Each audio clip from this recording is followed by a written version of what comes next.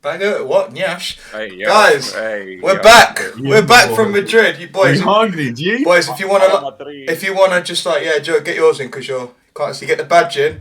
Yeah, I've got mine. It's here somewhere. He's got another badge. Where's the Nyash? Not here, guys. I Boozy, episode number 38. We are back. This is going to be the Madrid Go Fest recap episode with probably a bit of Euros recap as well.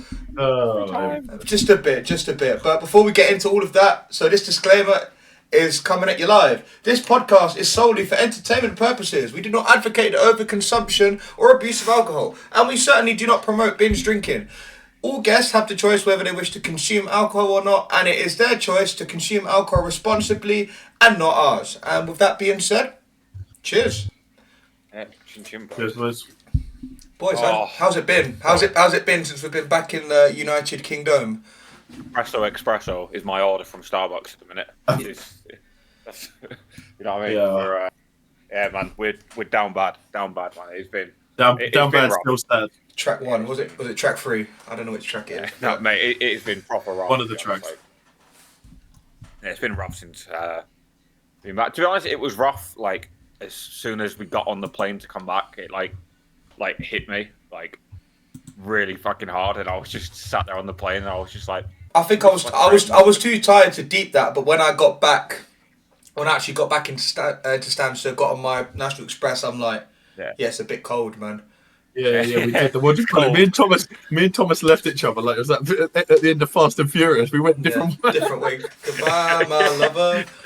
Goodbye, my friend. fucking Dominic Toretto, Paul Walker from Wish. Yeah, that's what you did. Was it Dominic Toretto and fucking Dominic Toretto, you dickhead. Coming back is it's been rough, man. It's been so. I don't know, like it was just a really fucking good weekend. I don't know, it was so nice just to see everyone again, meet loads of new people, catch up with old friends, introduce a lot of my friends to other friends, and then seeing everyone getting along. It's just like, I don't know, like I love it. Ooh, It was good. It was a banger. It was a top notch weekend, man.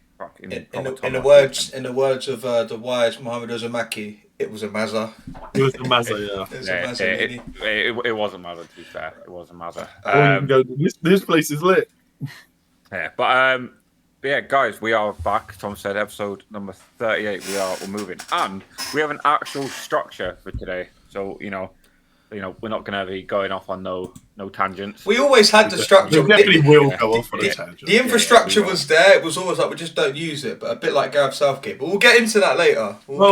Here we go. Here we go. He started already. Started early. I'm annoyed. Yeah, I'm seething. We'll get into it later. Obviously, first things first. Shout out to anyone watching live. Twitch.tv/ThomasYoung1997. Shout out to anyone listening back. Apple Music, Spotify, iBoozy on there as well, and YouTube iBoozy, where all the VODs and reaction content is posted. You guys are amazing. So where the fuck do we start? Do we kick it off from the beginning? We use the structure, innit? That's what it's for. We're hungry. We are hungry. I've got people listening on MySpace. I didn't realise we were on that platform. That's weird. We were talking about MySpace here, but I told you we have made it to MySpace, bro. I said that before we started. That's missing. Yeah, true. Missing the secret sauce. But we can just go day by day, because obviously, like, Josh travelled there before us with his family. Then me and Joe travelled on the Thursday night / Friday morning. It all just felt like one big day, but we'll go into that. Josh, how was it when you went there on the Wednesday? Mate, so so we were at the airport for. When did we get to the airport? 8 a.m. ish. Yeah. At Gatwick. Obviously airport equals airport beers, straight into Wetherspoons, Corona, a dead flat overpriced Corona, but it just tastes fucking good because it's in an airport. Ain't that what you drank, Joe? Corona. To start with, yeah. But look, we'll get to our time at the airport. Let him land. Let him land, yeah, man. Hey, let me land, bruv. No. I need to take off first, bruv. And then a very overpriced small breakfast, but it's part of the holiday, isn't it? Right? Yeah. Part of the holiday. Religious. So we was there like relatively early. Flight was good. It was on time, so that was always good. And we didn't go to the wrong gate this time. Always a fucking good start of the trip. Who's we? I've never. Us. Oh, You and me when we nearly got on the wrong. Is this the royal we? Yeah. Universal we. Yeah. So then, we get there on time, fairly easy. Jump on the little train between Terminal 4S and Terminal 4. I don't know why they're the same terminal. Why is it 4 and 4S? What is it, Samsung, bruv? Like a fucking iPhone 4S, man. Mudded. Yeah, like I don't fucking know. I don't know what the fuck was happening. Wait, sorry. Joe, what the fuck did you just post there, bro? That's why I just was scrolling through that's what I was like. He's moving mad. Yeah. Sorry, that's completely fucking thrown me off the trail there. We'll get into that later. I think we can discuss that after the podcast. Yeah. No. Everyone trying to skip chapters. No, brother, we can't. None of us have the pass for that. All right. That's the BTS, man. That's the BTS. So then jump on the little train and then got our suitcases from the luggage because so to be fair, actually no, I tell a complete fucking lie. Sorry, I had forgotten half the story already. No, our flight was delayed by like an hour. There was some guy who was disabled, and Gatwick didn't have enough staff to send someone over to get him off the plane, so it was like 50 minutes late. They'd overbooked our flight, so basically they were asking people to check their baggage in, on at the gate, and like we were some of the people that had to do it. So then we got to go on the plane first, but then it obviously meant that our bags were the first off because obviously by this point the plane was loaded, right? No soft white bags, everyone does. So we get off the plane, go to the little baggage carousel thing. Our bags were first off, it was lit. And then as soon as we get off the plane in the airport, load up the game, and I see a name in the gym. Shout out to Angela and Hang PJs who had just flown in from Tokyo Go Fest. Japan Go Fest. From Tokyo. So then I met with them because I had to do a lucky trade in the airport, and then we went to go get our metro tickets, which was a fucking shit show for no fucking reason apart from there's just not enough fucking machines in Madrid Airport for I was going to say, because it took me and Thomas 2 seconds, but I guess it was a big queue. Slid straight. How did you have a problem? But if you straight, mate, because the queues were fucking massive. Oh, okay, yeah, no, if it's the queues, I thought we had issues figuring out what. Remind me, what airport? It's in English. It's in English. What airport were you flying from again? Was it Gatwick? Gatwick. Come on. And then so from there, then got on the metro, into town, and then right, Madrid Councilman, sort your fucking travel card out, bro, because it's bait as fuck, right? So we bought these fucking travel cards. That's bait. I had to buy. You got the red. Wait, you got the red ting. Yeah, right. Yeah, come on, G. Right, look at the signs in this, yeah. I've got two, and I can't find either of them now. See that? That's a train. Yeah. So then we follow the directions Google Map giving us, and it's like, oh, you need to change at Nuevos Ministers, which is obviously the office of the minister. Yeah. And change over to this train. So we follow the signs, tap, and it's it's not having it. It's basically saying that your pass doesn't cover it, and I'm like, what the fuck do you mean? Blah blah. And then it took us 10 minutes to find someone to help, and they were like, oh no, this pass doesn't cover the suburban trains, and I'm like, it says on the card, bro. What are you doing? Yeah. And I'm like, so what is this then, right?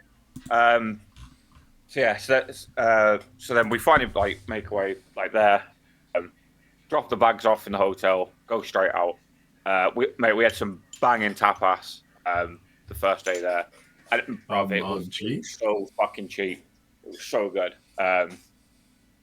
We got 7 different tapas dishes, 3 beers, and a Coke, and it was like for the three of us, it was like. But you're always notorious for picking the good munch spots. Like you'll find somewhere that's good. Like he's got a built-in munch scanner. He knows the spots. He knows the place. Yeah, to be fair, like anyone who knows me knows how much I fucking love food, and so if I go abroad and I know I'm going like well in advance, I will plan like the places I want to go and eat.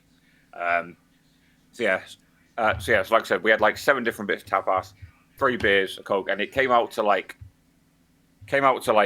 50 quid for 3 people. I'm like, fucking hell, that's good. And this was like round by Seoul Station, so it's like relatively fucking central. Yeah. The food was banging, and then we met up with Never Dream, Omen, and James. Had a few beers. It was fucking funny fucking night. And then obviously he was like, oh, you know, like it's Thursday tomorrow, more people coming. We're gonna take it easy tonight. Obviously, never fucking happens. The first day's always good. It's giving last beer vibes. Yeah. Oh, mate, legit, it was giving last beer vibes. And then, so then we're like, right, we had a few beers now. We're gonna start heading back. Sorry, I just need to interrupt you. Thank you for the Wimpod invite, City Plonker. Yeah. You got the whims. Oh, fuck's sake, I hate it. I probably got one as well. We'll get into that. So then we go to leave, and you know the people who are like employed, like basically like just to get you to go into their bars, right? And they're normally dead as fuck, right? So when here get good, literally. Yeah. When here gets good, here party good. So then, but by this point, Goldman had already had a few beers, but he'd been off the beers for like 6 months. So they were like, here. Turn around, he's talking to all these dummies trying to get you into bars, like 5 of them, and he's like, look, we'll come in if we get a free shot. We ended up doing like 4 bars just for the free shots and then fucking leaving. It was fucking great. It was Take so it, funny. man. Win's a win. Yeah, legit. And then we, and then we fucked off. And that was basically it. Wednesday. We took it easy, just like traveling. Plenty of free drinks.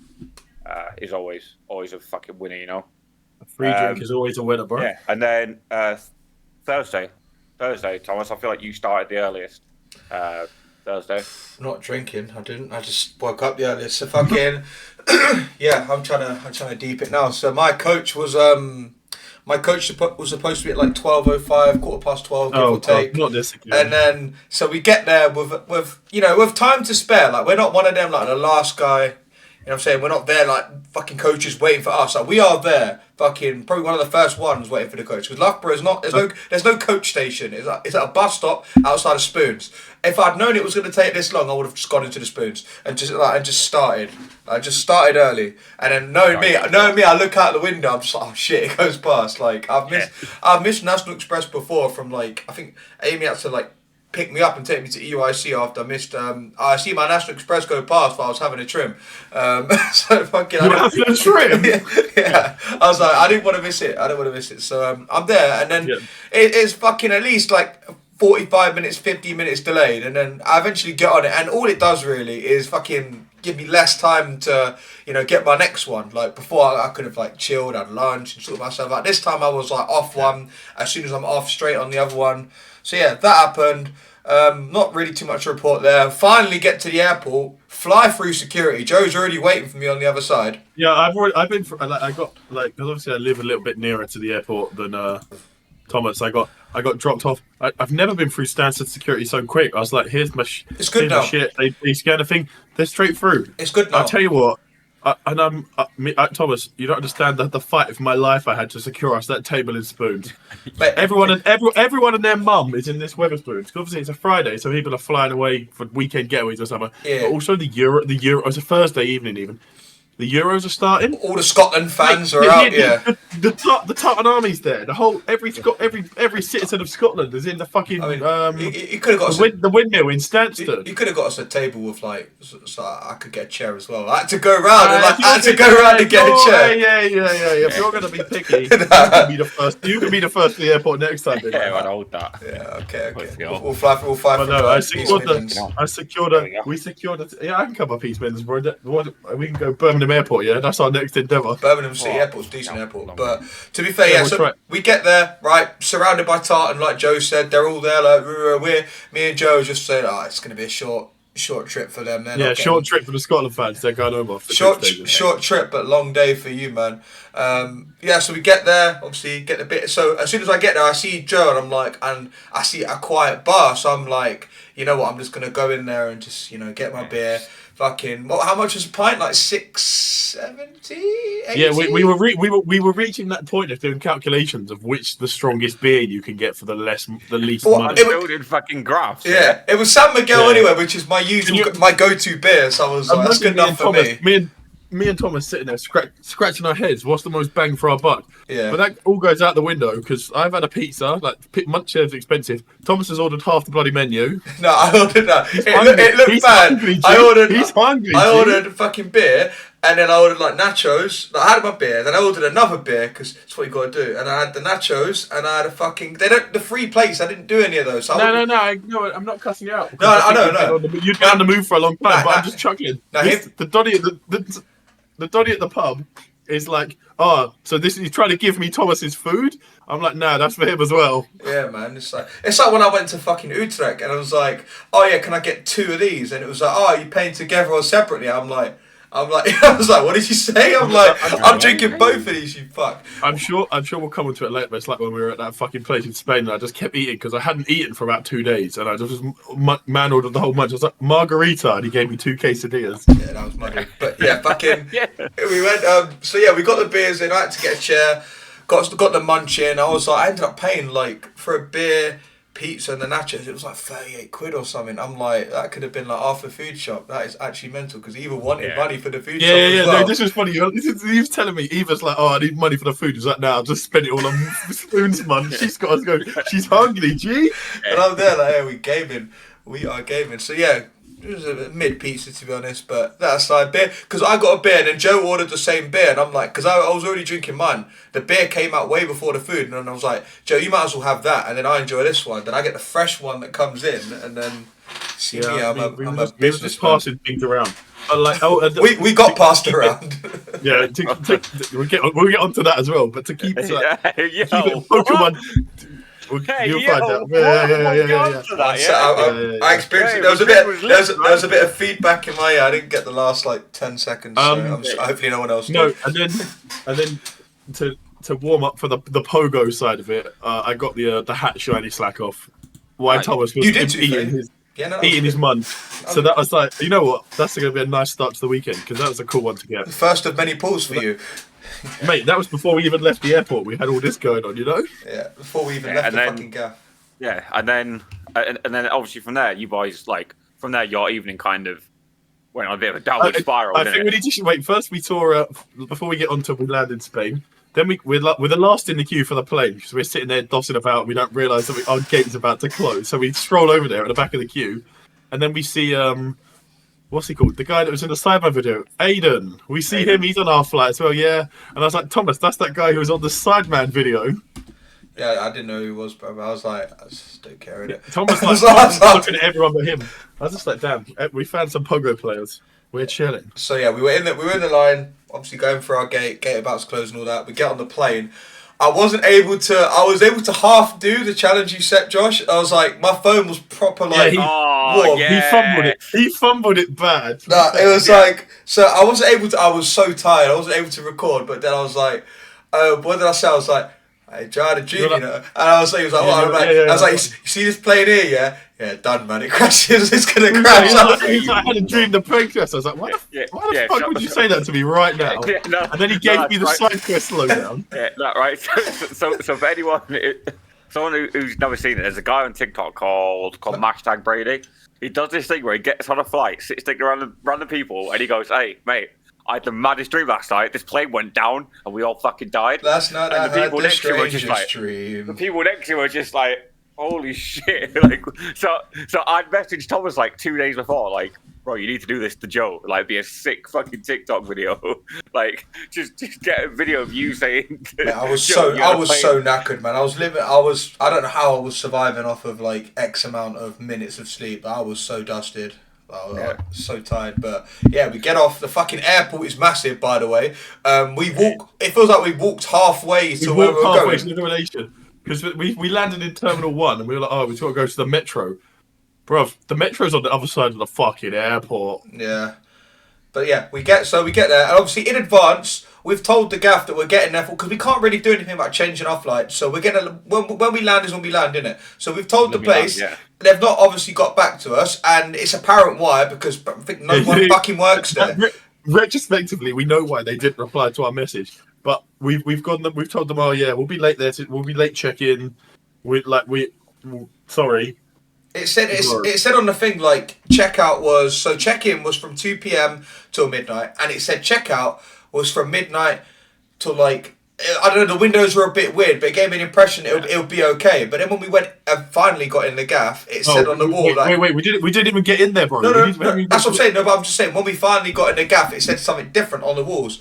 So I'm just back in this wind pod. But yeah, so we wait outside. We're there at like fucking, what time are we there, Joe? About I'd say we're probably there about 1:15. Yeah. Like, granted, it's an hour past when the check-in is, but you'd think like on the website where we're staying in a hostel, it's like, oh, there's someone there all the time. Yeah.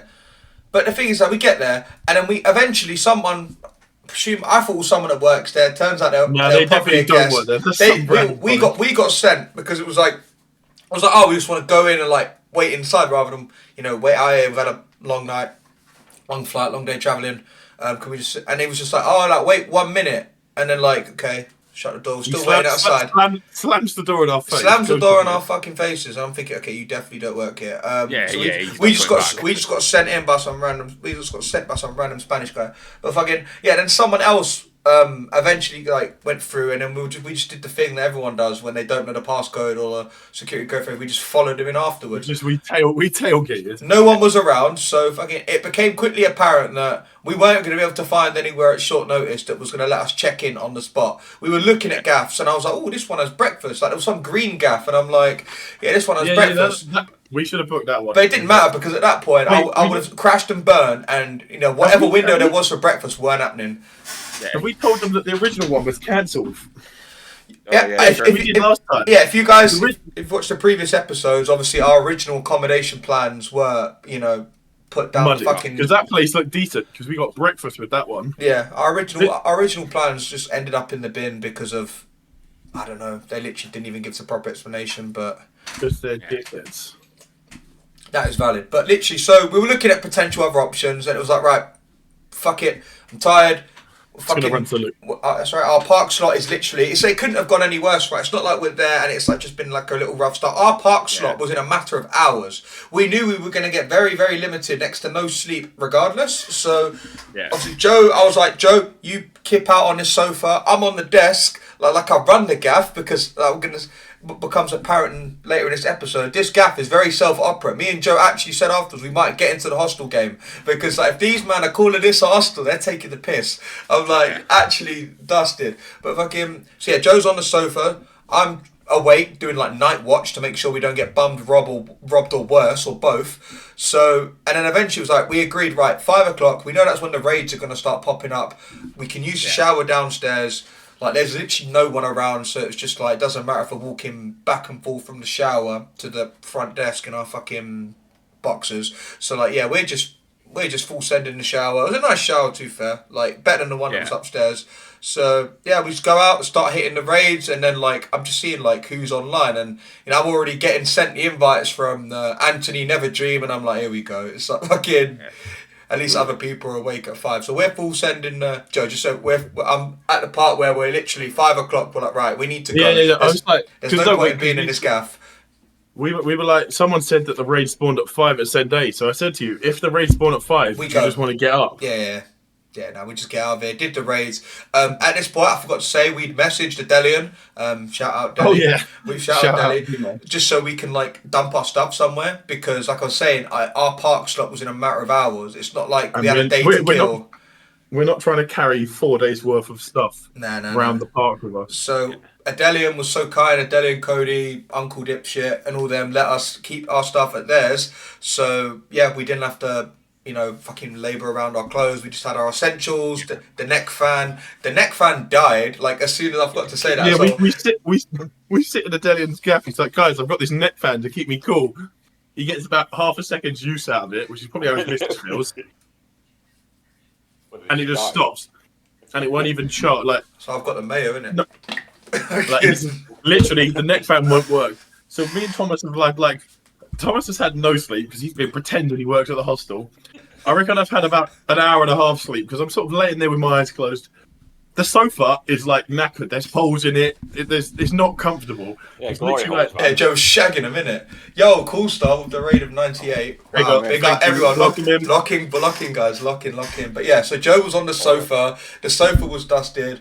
And then, yeah, Right. so we ended up just going and doing the raids on our way to Adelians. So for those of you that have just come in, first thing here, Shaggy, yeah, crazy. For those of you that have just come in, we're just recapping our adventures in GoFest at Madrid.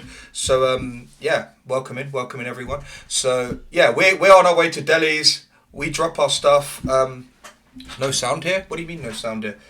Wait, what? because they've muted it, innit? It's Might not muted our it. problem.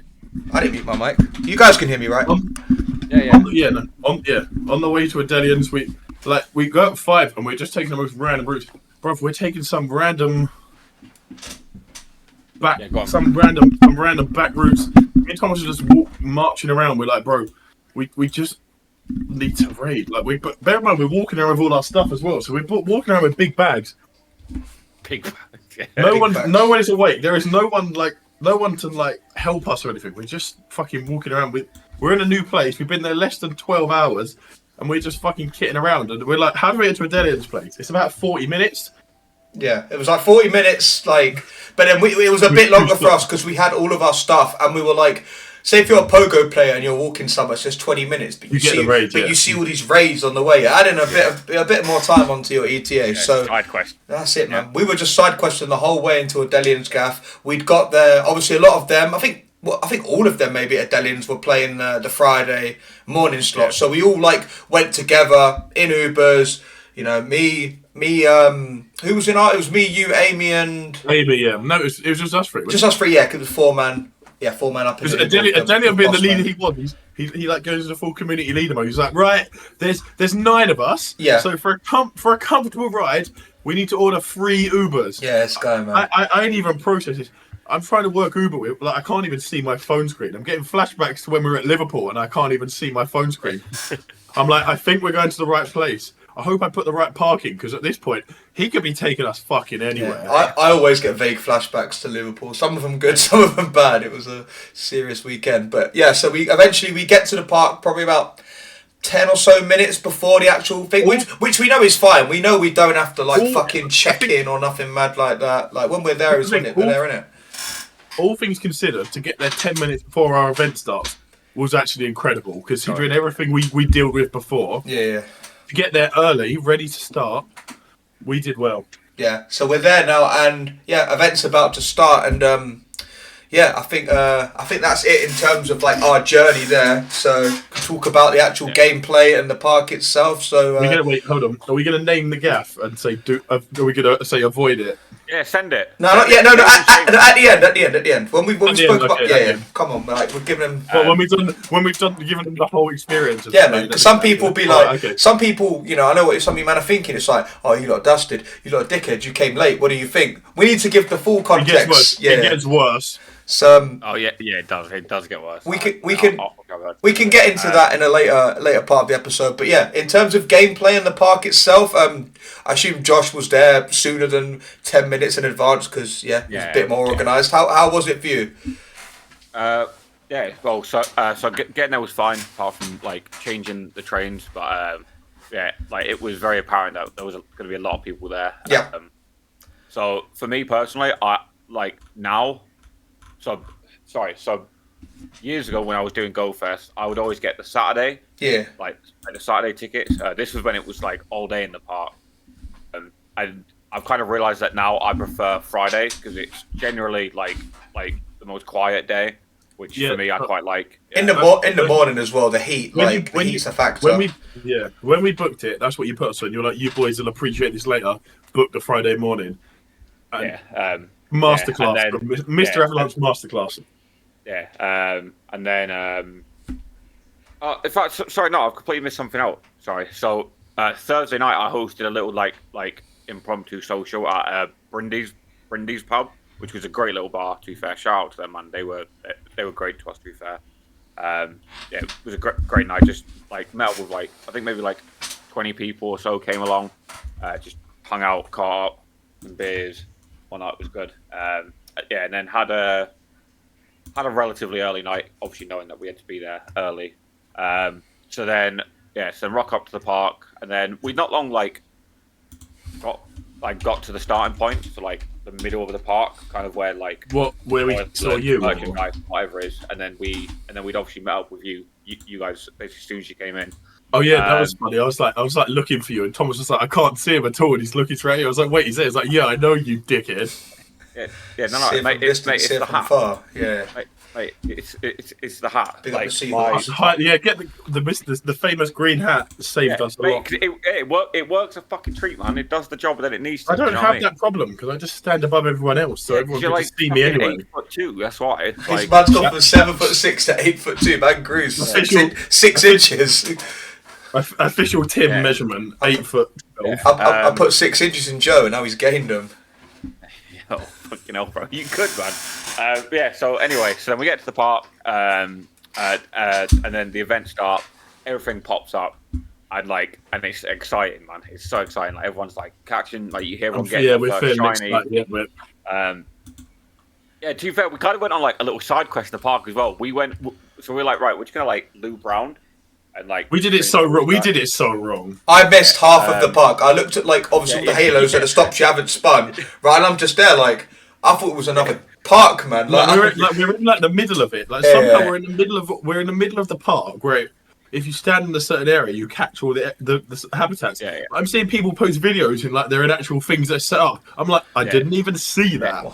I know Sammy did the football thing as well. I didn't even see that. Sammy did anything but turn up anywhere we asked him to on time. Yeah, to be fair, Sammy was tested. Yeah, so we started by going left through the forest habitat. It's cursed forest or whatever it was. We went through Wailing Woods or whatever. Right, and then we we went the wrong way. We went to a dead end.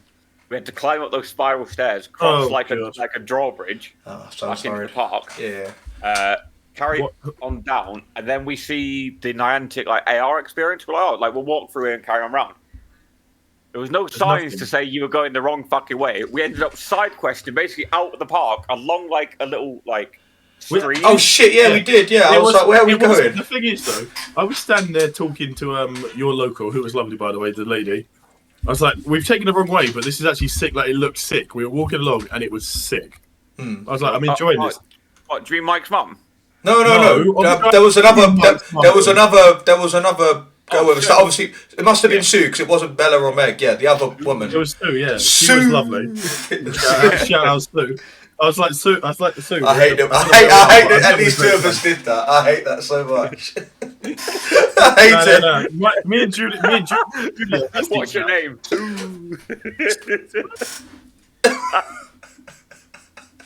But we were walking around that thing, and James was like, I was like, do we have to swim across the thing? And James was like, no, I found the pathway. I was like, do we have to go swimming? Yeah, no. So we went on a 10-minute detour, basically, round down by some lake thing, and then up along the stairs. The maddest part of all of that is I got 3 shinies in a row along there. I got 3 shiny Lapras in a row because we were walking up some path that we're not even supposed to go on. Gaming.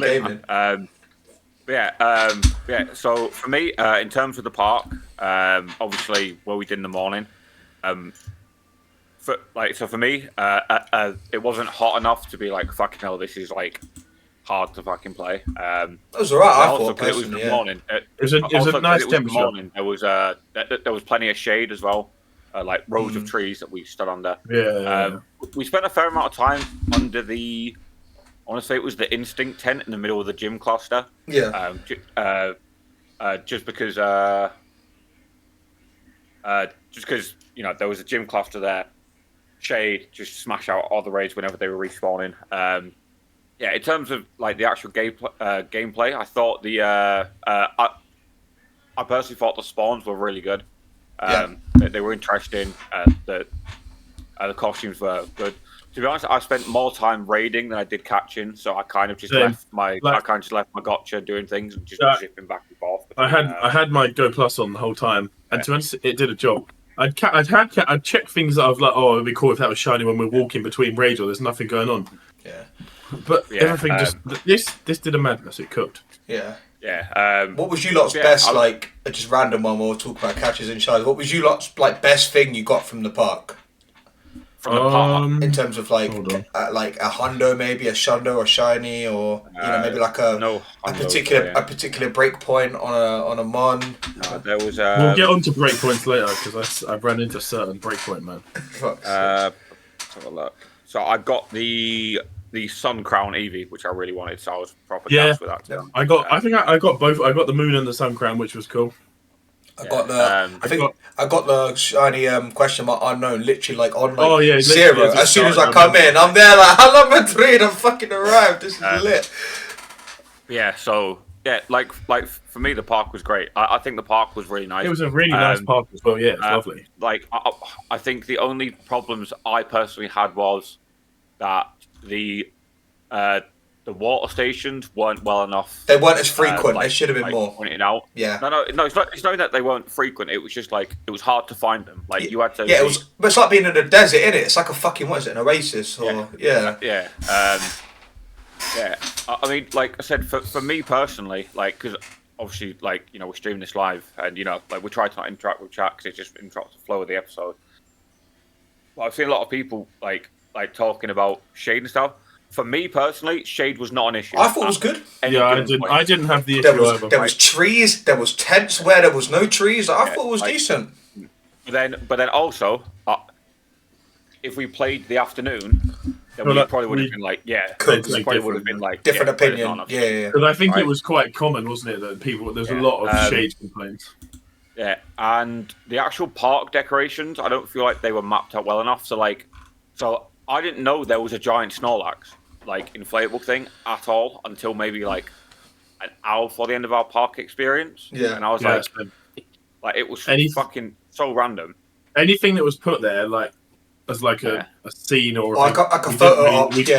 I regret that. I always regret that. But if we weren't so tired from like everything, and then it was like we knew we were gonna have to get munch at some point, and then if we weren't so tired, would have gone back round and maybe gone to the PvP bit because now my event's done, or gone to like some of the other like habitats and shit. I would have done that, but I always regret not doing that. But we were doing the whole event. Sleep deprived, so sorry. So, talking about the PvP stuff. It's something I do want to touch. I feel like the PvP stuff has gone massively downhill. So so when I started doing GoFest was 2019 in Chicago when he was a young boy. Dortmund it was just Chicago and Dortmund, I think. Was it Berlin as well? You said you did Berlin, I think, because I think you said Berlin. I think you said Berlin was proper dusted. I can't remember. Yeah, I'm just trying. No, it was Berlin as well. So you won 3 matches in a row. You got an exclusive like color T-shirt with like the GoFest logo on. That's pretty nice. Yeah. And then like London and Madrid now, you get like codes, and it's like pin badges or codes. Yeah. Right, and it's like you're using a lot of time for stuff that not really a lot. isn't. Yeah, it's like stuff that really isn't like great, to be honest.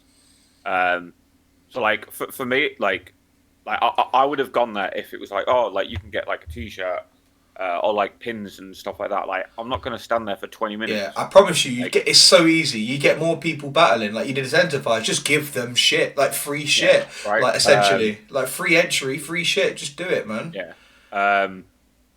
Yeah. So for me, I didn't go near the PvP arena. I had no interest in it. I didn't either, like at all. But yeah, so like I said, for me, the decorations weren't marked out. I also found that the actual habitats were quite hard to like see where you were. I thought in London it was really easy. I think the signage in London was a lot better. Yeah. Like both like in game and IRL, I thought they just weren't marked out well enough. They basically had like 1 or 2 signposts for like which habitat you were in IRL. Yeah. And I don't know, it felt like they weren't in the main walkways, if that makes sense. Hear me out. I've just thought of a random idea. You know, it would be such a good like quality of life update. You know, when you play the main series games and you go from like a route to a town and then back, and it updates in like the top left. I I feel like I know it's supposed to update when you click the field research, and on like the left tab, it's supposed to, it doesn't though. Yeah. I think it just needs to be a bit more precise and a bit more exact, so people actually know. Because so many this event could stress a lot of people out. They're like, oh shit, I've got to do this collection challenge. I swear, Amy was running for her life to catch a Zubat last thing. Yeah. Yeah, it's crazy. It was a bit like overstimulating. So I remember we'd done basically the entire loop to go back to where we were, and my partner was like, oh, like where's this area? I didn't finish this one, and I'm like, do you know what? I actually couldn't tell you where the fuck it is. We had to find a map. Yeah. Like which again, the maps were not common throughout the park. They weren't great either. Even the ones that were common, they weren't great. And then they ended up like having to walk off and like go and do it that way, blah blah. But like even in game, for some reason I remember, especially like London, you had like the confetti, but it was like different colours. Theme. You had the thing is, you had the confetti. What it was like in London. I remember the stops. So for the forest, all the stops were like, you know, on Halloween when they put like pumpkins. Yeah, all the stops were green, and it's like the ice area. I mean, the ice area was a bit easier to see because it was. I think they were a bit like a little, but not enough. It wasn't as obvious. Not as prominent a feature as I feel like it should have been. But then, I mean, the only thing I could possibly put that down to is they didn't want to put a strain on the game. That's the only thing I could even remotely think of. But it was kind of confusing. I hear that. Yeah. However, I will say one thing that not I personally enjoyed, but my partner enjoyed was the merchandise tent. So I kind of avoid the merchandise tent because I used the pre-order thing, which is Niantic. 10 out of 10. Like, keep doing that every fucking right? Like I'd gone there, picked up my t-shirt, hoodie, and hat in genuinely like 30 seconds. I got my rapid, good shit. But then I was kind of like, right, I don't want to go to the merchandise tent because it takes fucking ages, right? To get through. The queues are massive. And so then my partner was like, oh, I'm gonna go to the merchandise tent and see what they have. And I was like, all right, I'll see you in like half an hour then. 5 minutes later, she's like, oh, like, we're done. We've bought whatever we wanted. Like, we're back. And I'm like, fucking hell, that was quick. It was quick, yeah. She's like, yeah, like, it was really fucking quick. Like, they had loads of stock of everything. So, they smashed that. The other, like, thing that I heard, I personally didn't experience, was that in a lot of the afternoon sessions, they'd run out of food at certain places. Sure. And to be fair, there also wasn't as many food choices as there were in London. This is why we said. London, I remember there being like 20 plus different like food vans. Load of vans, load of like. All I remember is like, you know, near like I think it was the Instinct tent, just loads of people queuing for that. It looked like an ice cream gaff. I know they sold more than just ice cream, but like just loads of people queuing for that. Yeah, man, which ain't good, man. When you want to play the game and you're standing in the heat, like. You need a few more, man. You need a few more. Queue wasn't really moving that quick either, was it? It was sort of like. No. They could have done with a few more like little points of interest, and that's like everything from water stations to more signs to. Because I was going to ask literally after this, like, what do you guys think should have been improved about the event? But I guess we're already on that now. I just think there should have been more like stations where people could fill up water and like, you know, get something to eat without having to queue for 10 minutes, and that eats into valuable gameplay time. Yeah, I mean, like. And to be fair though, and the thing is, right, I know this sounds really silly, but the actual quality of the drinking water was really nice as well. It was fucking right, like so good. Like it might have just been because it was really fucking hot at that point. You drink anything. Like the water was really fucking nice. Yeah. But like I said, it for me it wasn't marked out enough. So I think I only saw 2 water stations. One next to the food bit that only had 2 things. And there was one. There was a few more. There was one next to the food bit, unless we're talking about the same one. More. But they're quite. They felt like it was quite hidden. Like you had to. Yeah. Like you had to actively find them. And then the only other one that I saw was along the middle strip, and there was only like 4 things there. Yeah. Wherever the things were, there was not enough of them. The ratio of fountains to people in the park, or people in the park playing like. Yeah, mad. You need a few more of those. But this is why we say, guys, in terms of food and drink, just make sure you're prepared. If you like, if there's a chance it could be like that, it's one less thing for you to worry about. I.e., you've got your juice, you've got your nibbles or whatever. Like, no one's saying bring a full on fucking munch in your bag because you might not have time, or you might not be someone that's like, I want to sit down and eat, because you're someone that wants to full send your gameplay, like your park slots. So yeah, man, just prepare. 5p's, man, 5p's. Yeah, for definite.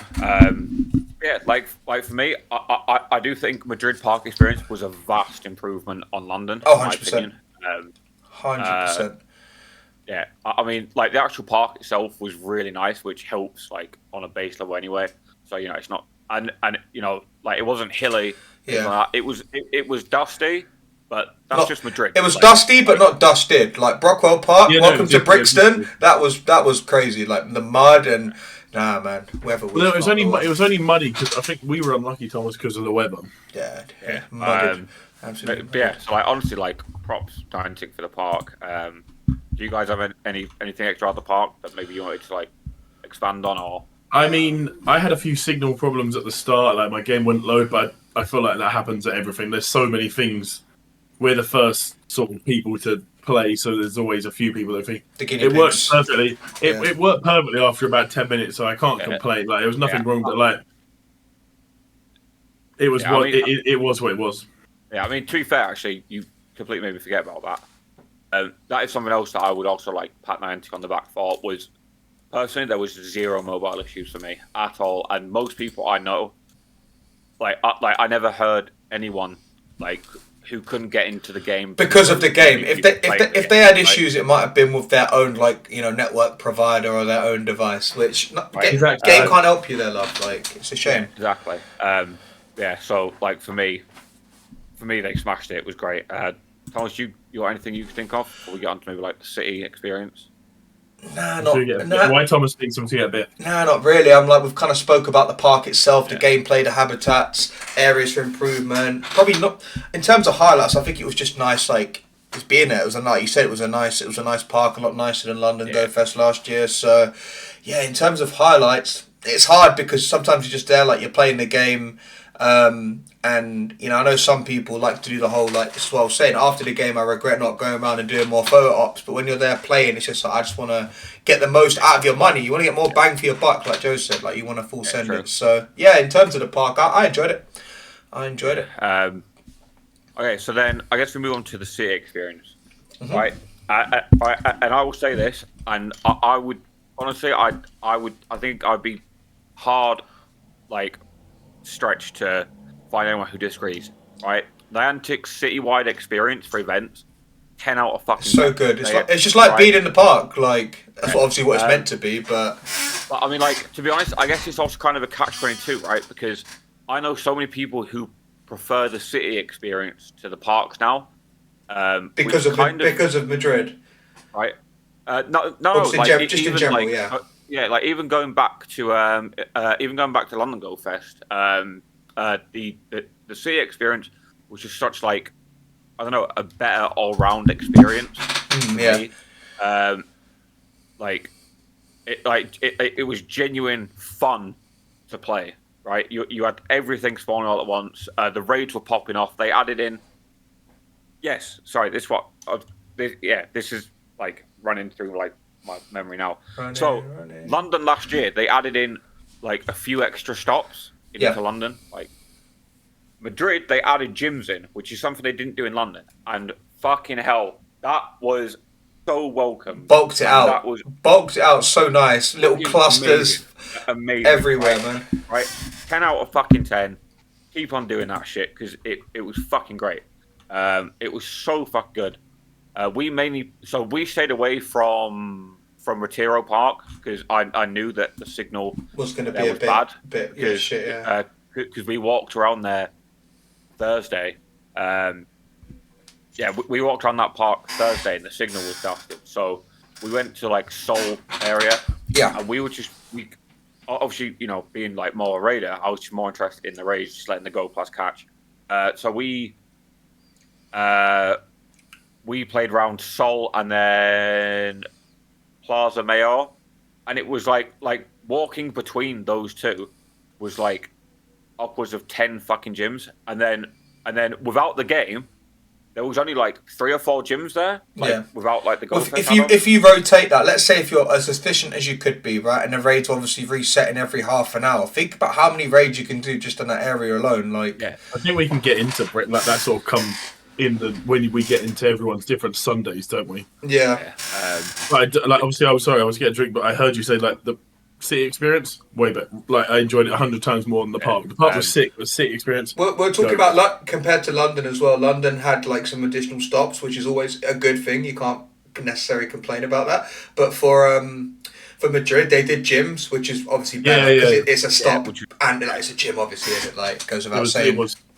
They smashed that completely. Yeah. Oh, yeah, they did. They absolutely smashed it. And to be honest, it even goes back to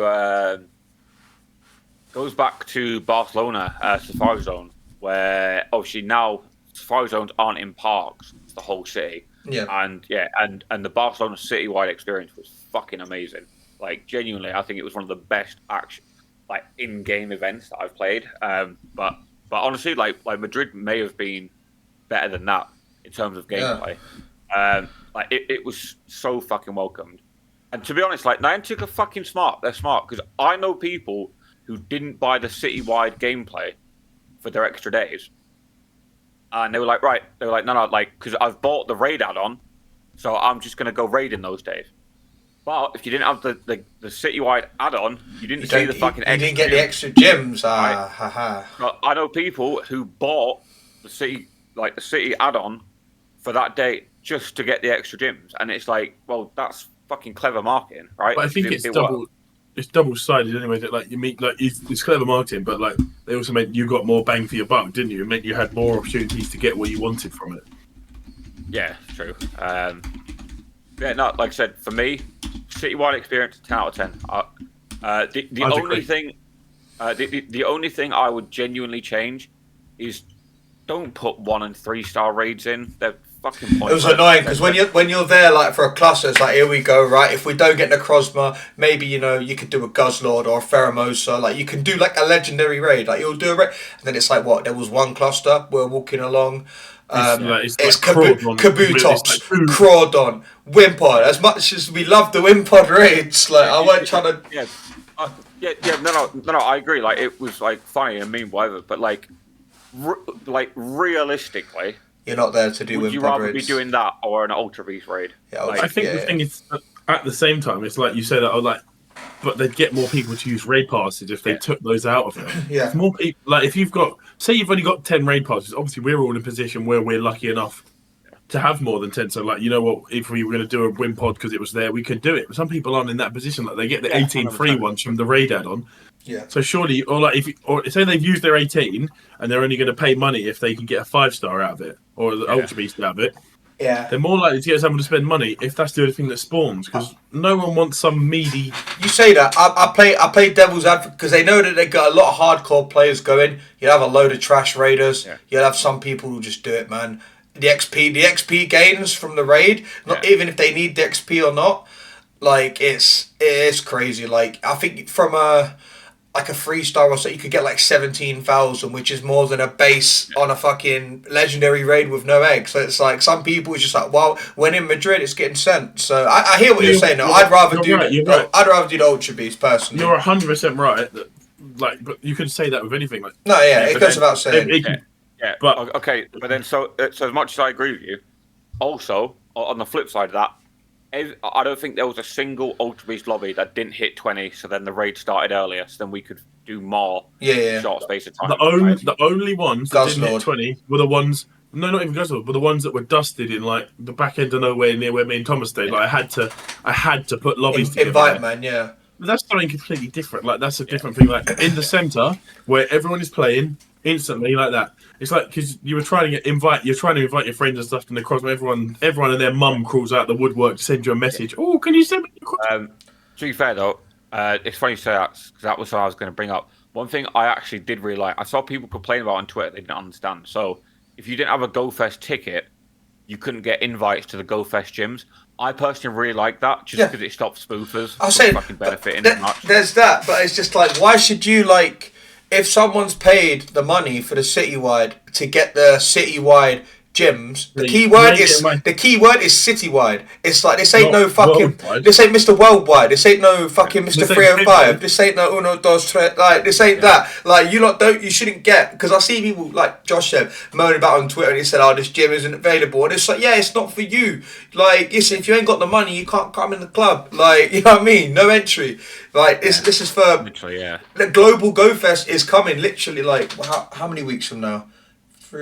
Maybe 3 weeks, give or take, because that's roughly when the Euros final is. But just wait till then, innit? Like, but don't be so, because I know some people were so like appreciative of the raiding bus, and anyone that joined any raids over the weekend, shout out you, man, because sometimes we were in the fucking arse end of nowhere and we saw a raid and we really wanted to do it, and we knew, like Josh said, it wouldn't fill out, so we had to invite like five man each and then 5 man again, and we filled out some decent lobbies, and I hope everyone got everything. But at the same time, they were the ones that were easier to get, like your friends or like your teammates or something. Your family, your mum, your dad, anyone who wants to do a crossing raid. The ones where we were near a hostel were the easier ones to get people in, because it meant there wasn't 20 people instantly. Yeah. I mean, I guess at the end of the day, it all comes down to like what you're trying to achieve. I think for us personally, we were just trying to smash out as many raids we can, get the hundo. Yeah. But speaking of that, did you boys get anything good from the raids this weekend? Nah, man. Dusted. You go on, Thomas. You go first. Go on, big man. I got 300 Necrozmas, and I didn't realise until afterwards that there was also a hundo Pheromosa there as well, because the Necrozmas, I was like, I IV checked some of them, then I knew what was a good, because if you've done your preparation advance, you know what's going to be good or bad. And to be honest, I have to admit, hands up, I didn't actually know what the hundo Pheromosa was, so I'm just catching this blind, innit? I'm like, I'll catch it anyway, because I'll fucking use the pass on it. So hundo Pheromosa, there was a hundo fucking Esper randomly. I think Tokaron got that as well. I got that. I think I got a Saber. I think I got a Sableye from an egg. Maybe it was a hundo. I can't remember. But and then in terms of shinies, like I didn't really. I got shinies from Rage were right. It was raining, wasn't it? I got 10 shinies. I'm trying to think how many raids I did. I know I did over 250 at least, but I didn't do as many raids as I would have liked. Like I feel like I don't know, my signal's a bit mudded up a lot of the time. We'll get into that. Well, one day you're. But the shinies were decent, and I got 3 with the postcard as well. One I've already. Well, Josh, me and you mirror one already. Yeah. And it's fucking. Keep one for me. We can mirror that thing, big boy. Yeah, but these all gonna flop, man. And I'm gonna give one of my I'm gonna cave and give one of my shitty locals a shundo. I want to give one of you man a shundo. I'm gonna give some dusted fucking level 38 trainer a fucking shundo. But also, I think sorry. You go. Like maybe I'm completely wrong. Maybe it's just there was so many of us there. It felt like most people did get a hundo this weekend. So this goes into what I wanted to say. Big up RNG. Well, we did citywide. Yeah. On one of the days. This is before we went to the football. So it would have been the Saturday or the Sunday. Whatever it was. Football. No, before the big social, which we get into. Saturday. Then, but I've spent the whole day watching everyone get hundos. Like Tom's got loads of hundos. Everyone that we've been walking around, we get hundos, and I've had nothing. And that last raid, Josh, where I met you for a bit, and we were standing there chilling with Matt. That's where I got my hundo. So I think all 3 of us got at least 1 hundo, didn't we? Yeah. I think surely the rate's boosted or something, because that's like. Yeah, it was good. So I finished the weekend. From raids, I got 200 the Cosmos and 2 hundo Pheromosas. One of the Pheromosas had the catch card, so I was very gassed. That was cold. Yeah, they all got sent. I think I did 175 the Cosmo raids, and I got 17 shinies, so I'm like dead happy with that. I saw a lot of people saying the shiny rate was bad, but it felt like it was fair. Like I thought it was alright. I mean, again, it depends. It depends realistically on your expectations, doesn't it? I mean, obviously, so which is crazy to say. For me, I actually took that weekend very casually in terms of the game, and even I was able to do 175 raids. So, but then obviously, I'm in a position where I had loads of passes spare. Some people maybe didn't have the passes spare. Maybe they only had the 18. Yeah, so you get the free ones, isn't it? Right. So then, realistically, you've only been able to do what? 52 raids in a weekend, so maybe you would have struggled, which I get. It kind of sucks, but it's it's part of the game. It's RNG. But yeah, It's like they say, game is game. Yeah, it's literally. Joe, what did you finish on the weekend from raids, shinies, and those lines? Let's have a look. I got 100. I know that. Shiny. I feel like for the amount of raids that I did, my shiny rate was actually poor, but I feel like that's because I did so many. Do you know what I mean? Yeah. 2, 3, 4, 5. Yeah, to be fair, you actually did a lot. 13. Yeah, I think we'll get into that. That's sort of next day, isn't it, or Sunday, isn't it? I got 13 raid shinies, so I got 2 Guzzlord, 1 Nihilego with the postcard, which I was gassed with. The shiny with the postcard is clean, and then I got like 10 Necrozma. So obviously I got a few of the postcards, so that'll be nice for us to do mirrors with, boys. Yeah. And the rest of them was like, but I wasn't there. Like I got the shinies, that's cool, but I wasn't sort of there just for the shiny. So I felt like I did alright. Like I did alright. I was happy with how I did, but I was there for the grind, if you know what I mean. Like I know people have different goals, but I was there for the grind. I wasn't that bothered about shinies or. Did you get the shiny Pheromosa? Cause I know a lot of people didn't. I got the shiny Pheromosa. I know it was new, wasn't it? I didn't get it, but I did. It's a cool one. Which, to be fair, Joe, I was going to actually bring that up. So obviously, Joe, you're on the grind to level 50, right? So I think you went into the weekend with intention of really hitting. I wanted to hit. I wanted to hit anything that was going to give me some XP and some rewards. Which is mostly the raids. The raid XP gains was serious. The raid level 1 came through hard. Yeah. So then obviously. For anyone who doesn't know, I'm part of a raid group online called the World Wafu group. Shout out all you man. You need to sign me up. It was great to see you all, and so I ended up introducing Joe to a few of the boys, and I would say they kind of took you under their wing a little bit and took you proper raiding, right?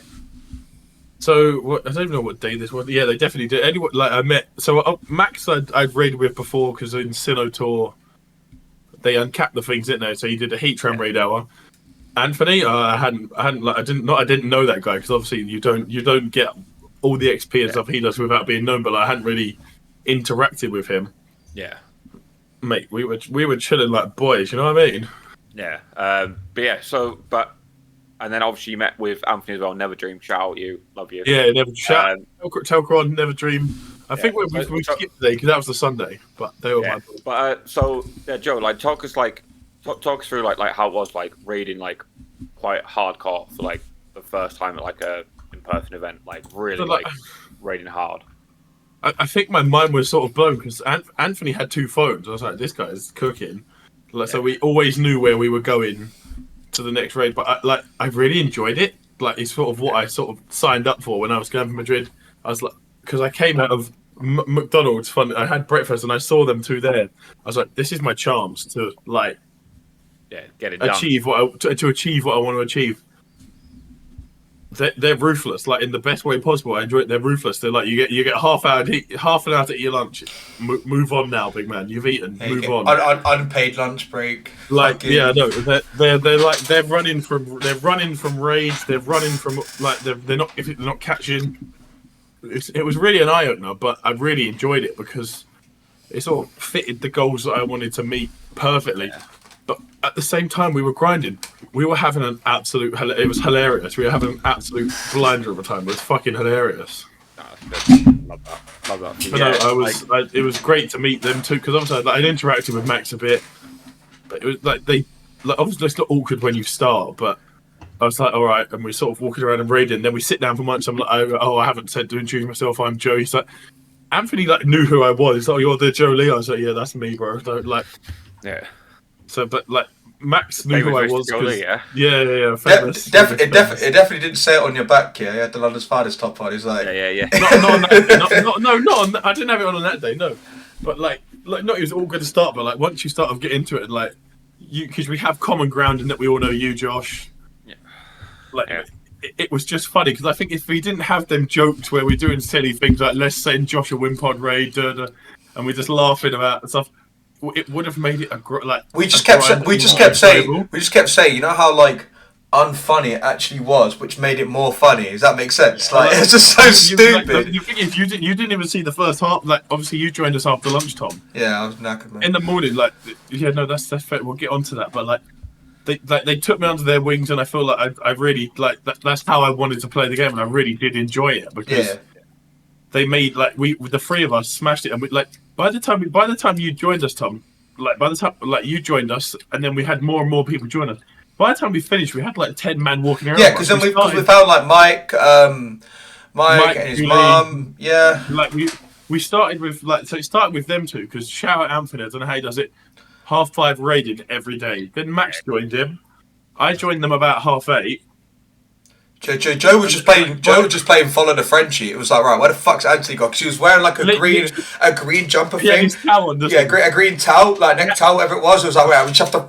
It's like your fucking Seahawks hat, man. Same colours. Like we have to follow that, and wherever that is, we need to be there. And if we're not within like a few yards of it, then we're too slow, man.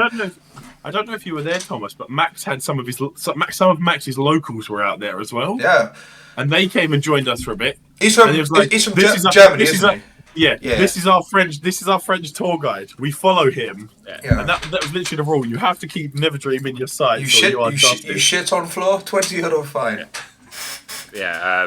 But I'm really glad to hear that. To be honest. And then obviously Thomas, obviously, you didn't play that early with Joe, but obviously, I think we'll get onto why I was up so early.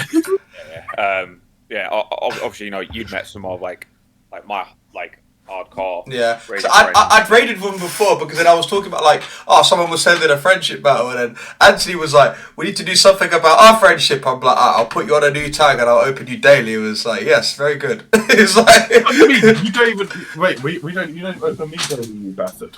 Yeah. We have been local, send hi. And me and Josh went lucky for the first time, like in game that is. I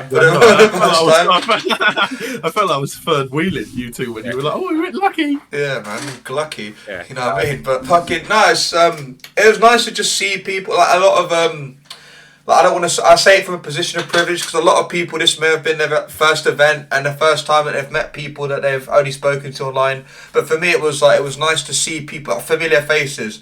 And I'm trying to think. I met some new people, and a lot of this was at the social. In terms of the citywide experience, I just see people that I knew, and it's how are you going? And obviously, a lot of the time, you just keep it stepping in it because everyone's just trying to play. Everyone's just trying to play their game, get the raids in. You know what I'm saying? Just grind it. So it was good, man. I think you're right to a point of people trying to do their thing, but obviously, if they weren't open to talking to people and stuff, I wouldn't have been able to go out with imagine Max and Anthony. So that would have been funny if Joe's just there they're raided and Joe just tries to talk and Anthony's just like shut up, dickhead. Buckeye, get out of here, man. Shit. I caught them at a good time because they were going for breakfast. So I was like, if I follow these men to breakfast, Joe's there we hungry, yeah. What do you mean I'm hungry? We got no breakfast at the place we're at. Of course I'm fucking hungry. Bruv, we got no bed after the first night. Fucking hell, man. We got so then, so it sounds like we all enjoyed the Go Fest experience. I feel like now's a good time to move on to the more social side of things. The non-Pokemon side, yeah? Yeah. Josh, what did you do straight after the park? So obviously with Bella, Meg and everything. Did you just go straight for lunch? Not in a cuff that way, but you sort of vanished. You were like, "All right, see ya," and you just did a Houdini and went. Bye. So we had the most with merchandising and and the girls wanted to change their shoes because they had basically their feet were really hurting. So we went back. Did the boots stop working? Yeah, literally. No, mate, quite literally they did. Did the Crocs stop working? So then we went back. They changed their shoes, whatever.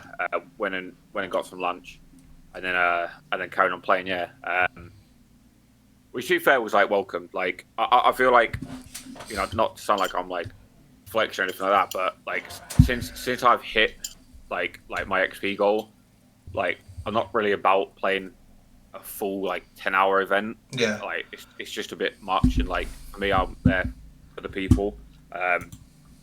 And I mean, to be fair, I feel like it was quite obvious to see that like that's the reason why I was there. So I ended up. So I started that weekend with a mindset of like I've helped out organise the Saturday social. I'm not organising like anything else. Yeah. And then I ended up organising a social every fucking night.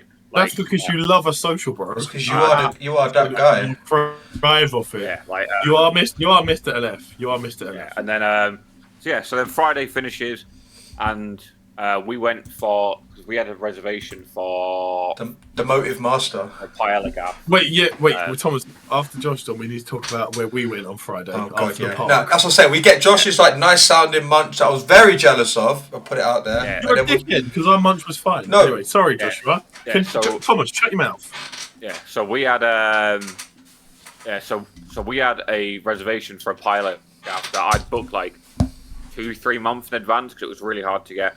It was like the best rated paella in Madrid, and it was fucking unreal. It was so nice.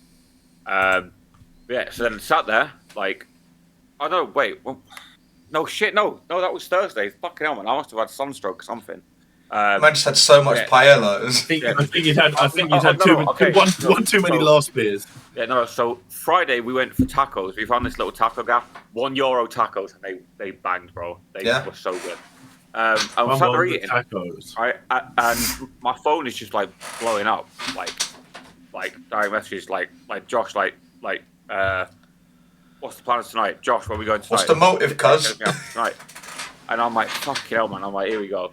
So then I got in contact with the Barcelona community ambassador. Shout out Raytex, you are a fucking legend. What a fucking nice guy. Big up Raytex. And I said to him, like, do you mind ringing up the bar we were in on Thursday night and asking if they can take a booking for like 50 people, like on the fly?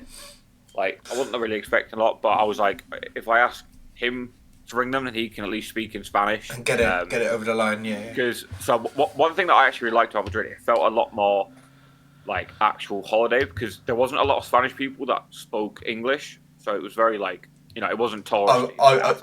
You're telling us, man. Fucking hell. Language barrier. Like So then we hosted with an hour's notice for Friday social to watch the first game of the tournament, Germany-Scotland, and and then. I hate to interrupt, but I feel like, you know, we try not to engage with the chat, but like you said, Raytex 3 times and he's appeared. So big up Raytex. Yeah, come on, Raytex, my bro. Raytex, shout at you, man. What a fucking nice guy. If for some reason you are ever in Barcelona and you want to meet someone who's a genuine, nice, down to earth guy, honestly, like hit him up in the campfire chat. Great guy. So he rang them up and was like, oh, like, you know, can 50 people come along and watch football, and they were really accommodating. We had the entire back area; it was nice and air conditioned. You took their back area, yeah. We watched the game. There was loads of people. Everyone was interacting, having a good fucking time. We watched football. And then Scotland get mudded up. Yeah, and then I kind of with most of these socials, like after like an hour or two, people who are really there for like lucky trades, whatever, a bit more like hardcore about the game, they want to be up early, they kind of left. They're gone. The pissheads. The pissheads are still there. At this point, me and Thomas are chilling or asleep because we finally got into our fucking gaff. Yeah. And then the bar opened up the karaoke, and mate, it was fucking hilarious, man. The karaoke was jokes. Shout out my man Thomas. Shout out my man Thomas Ryan. I'm actually gutted I missed that. Mate, that guy is built different, right? So there's a reason why we all call him Nipples, right? Because the more drunk he gets, the more of his fucking nipple you will see, right? This guy starts the night fully gets naked. By the end of the night, there's no buttons done up, bro. He gets does he get his quack out?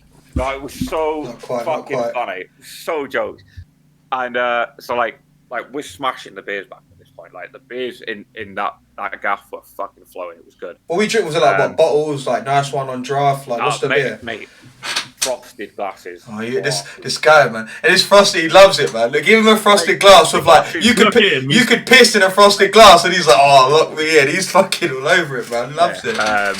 Like a dog on E. Yeah. So the beers are flowing. Everyone's having a good time. We're cracking up. Wait, what? Fucking? Jeez, was that you? Yeah. Cracking up. And then Thomas is like, he's like, I'm gonna put my name down for karaoke. And Thomas is like this very like. For anyone watching, not me, I was Dusty. It's not Thomas Young, 1997. I was Dusty. Another Thomas. Yeah, Thomas is this very like stereotypical English drinker, right? Yeah, so when he geezer. signed up, so when he signed up for this karaoke, I'm like, this is gonna be fucking horrible. Like, I know it is. Like, this is gonna be horrible. What fucking song did he sing? I took a picture on my phone. What was it? Get your phone out. He sang 2 songs. I know he sang. Sweet Caroline.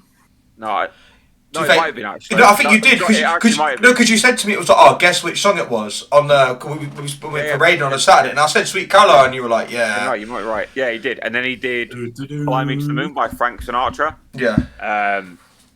Mate, he starts fucking singing, and I cannot believe the voice I'm hearing. I'm like, holy shit! What, he got vocals, yeah. Yeah, man. I was sat there, like my jaw dropped. I'm like, Just like, I did not.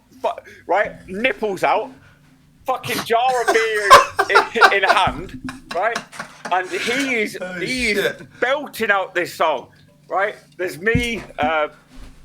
me, Elian, Bella, Dodie, Megan, Jesse. I think Mark was still there. We're all fucking arm in arm, like, right. All the Spanish are like even the Spanish are getting involved, but they're kind of like confused what's going on. They're confused, scared, but intrigued all at the same time. Yeah. They're like, what is this? I'm like, fucking hell, like, he's good. And then he did Frank Sinatra "Fly Me to the Moon," which is more of like a very like vocal heavy song. And I'm like, fucking hell. I'm like, this guy can. He's definitely done that before though. This ain't his first rodeo. Yeah, he's definitely full sent it somewhere else. Yeah, it was fucking good. It was such a good fucking night. Like, there was so many like funny moments from that like there's just, mate, there's just too many to fucking sing.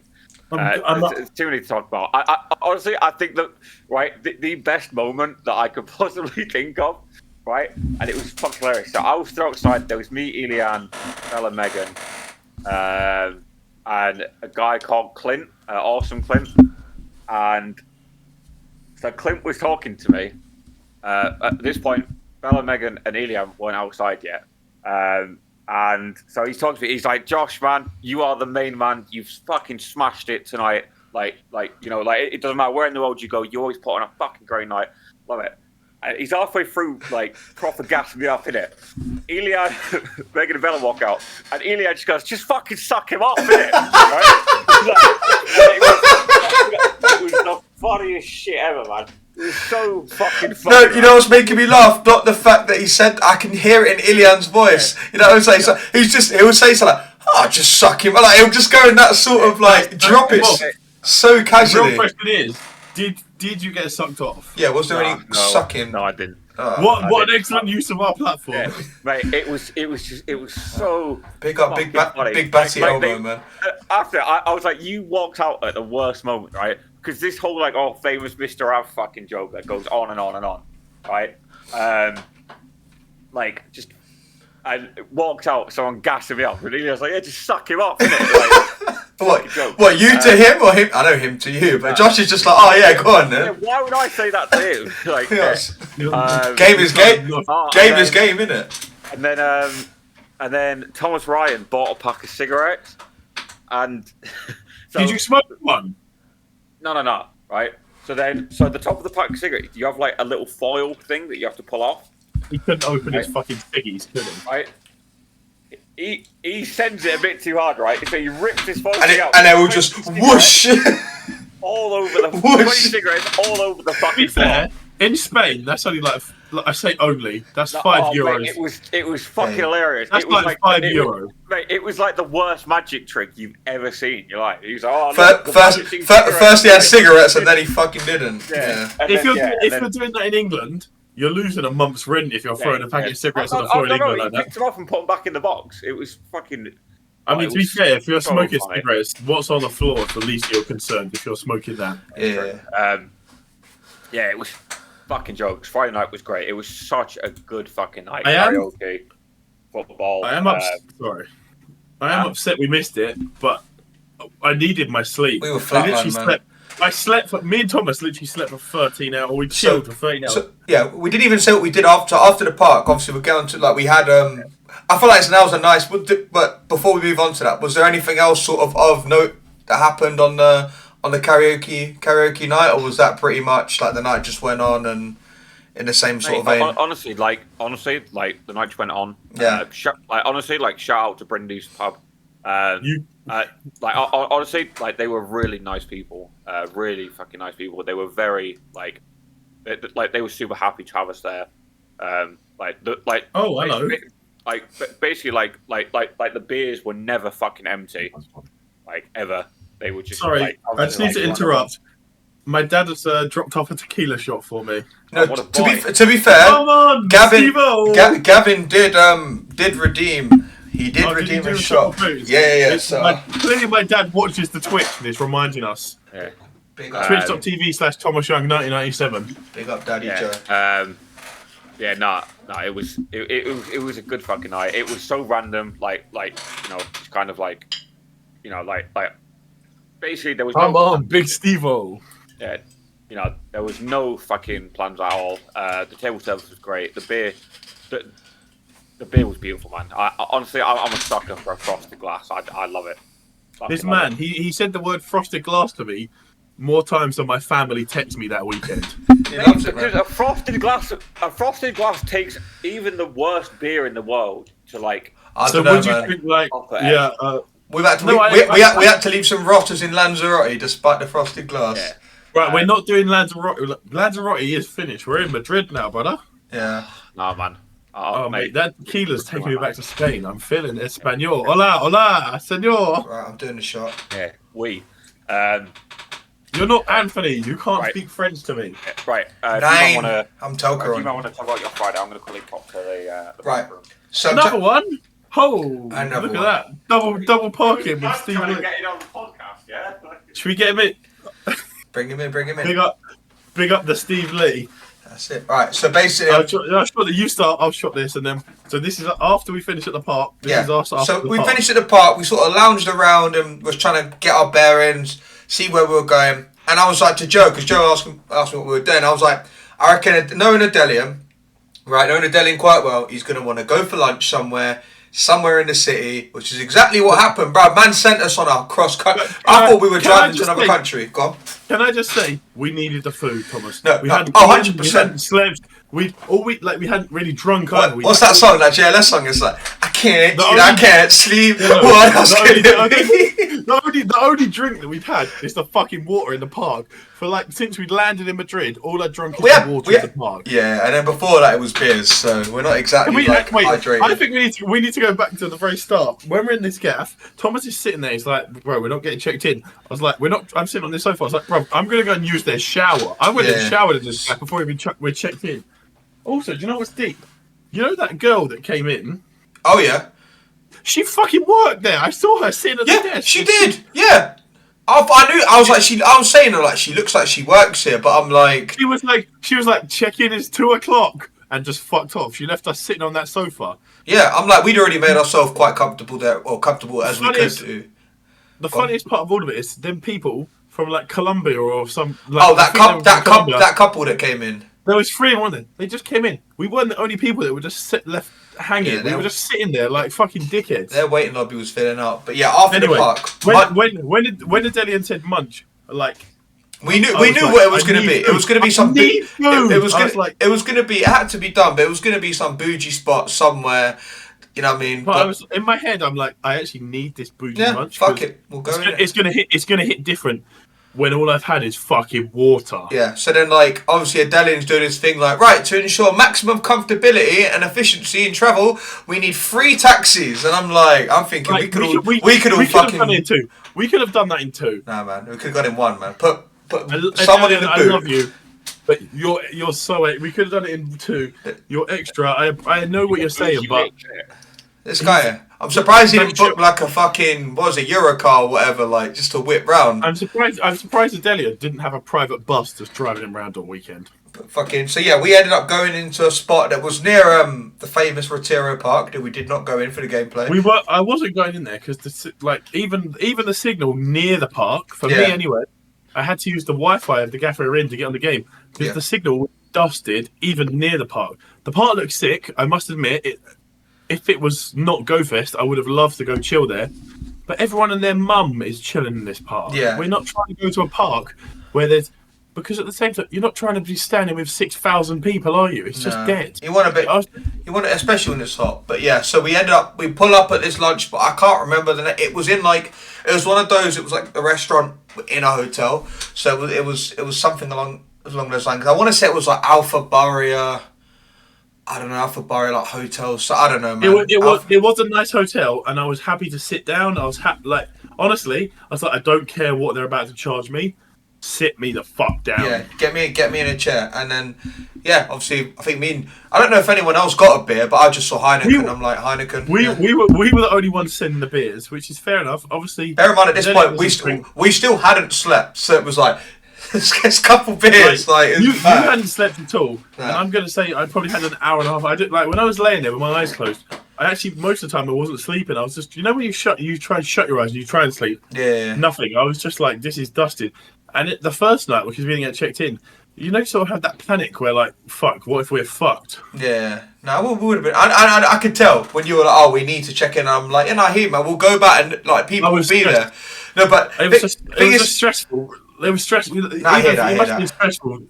I'm fine with it, but I'm not fine with it. But I don't mean that. I'm like, I'll go there and just be like, oh yeah, we're here to check in now. And if they ever, in my head, I'm prepared for like any fucking outcome. If they try and be like, oh, it was yesterday, did all this, I'm like, Thomas, you need to be the spokesperson. I'm in the mindset where I'm not having anyone. I'm not having your shit. I'm like, don't make me go down the road where I'm trying to get money back for the night that we didn't stay. I'm like, you let us stay, no issues, and then we'll be good, innit?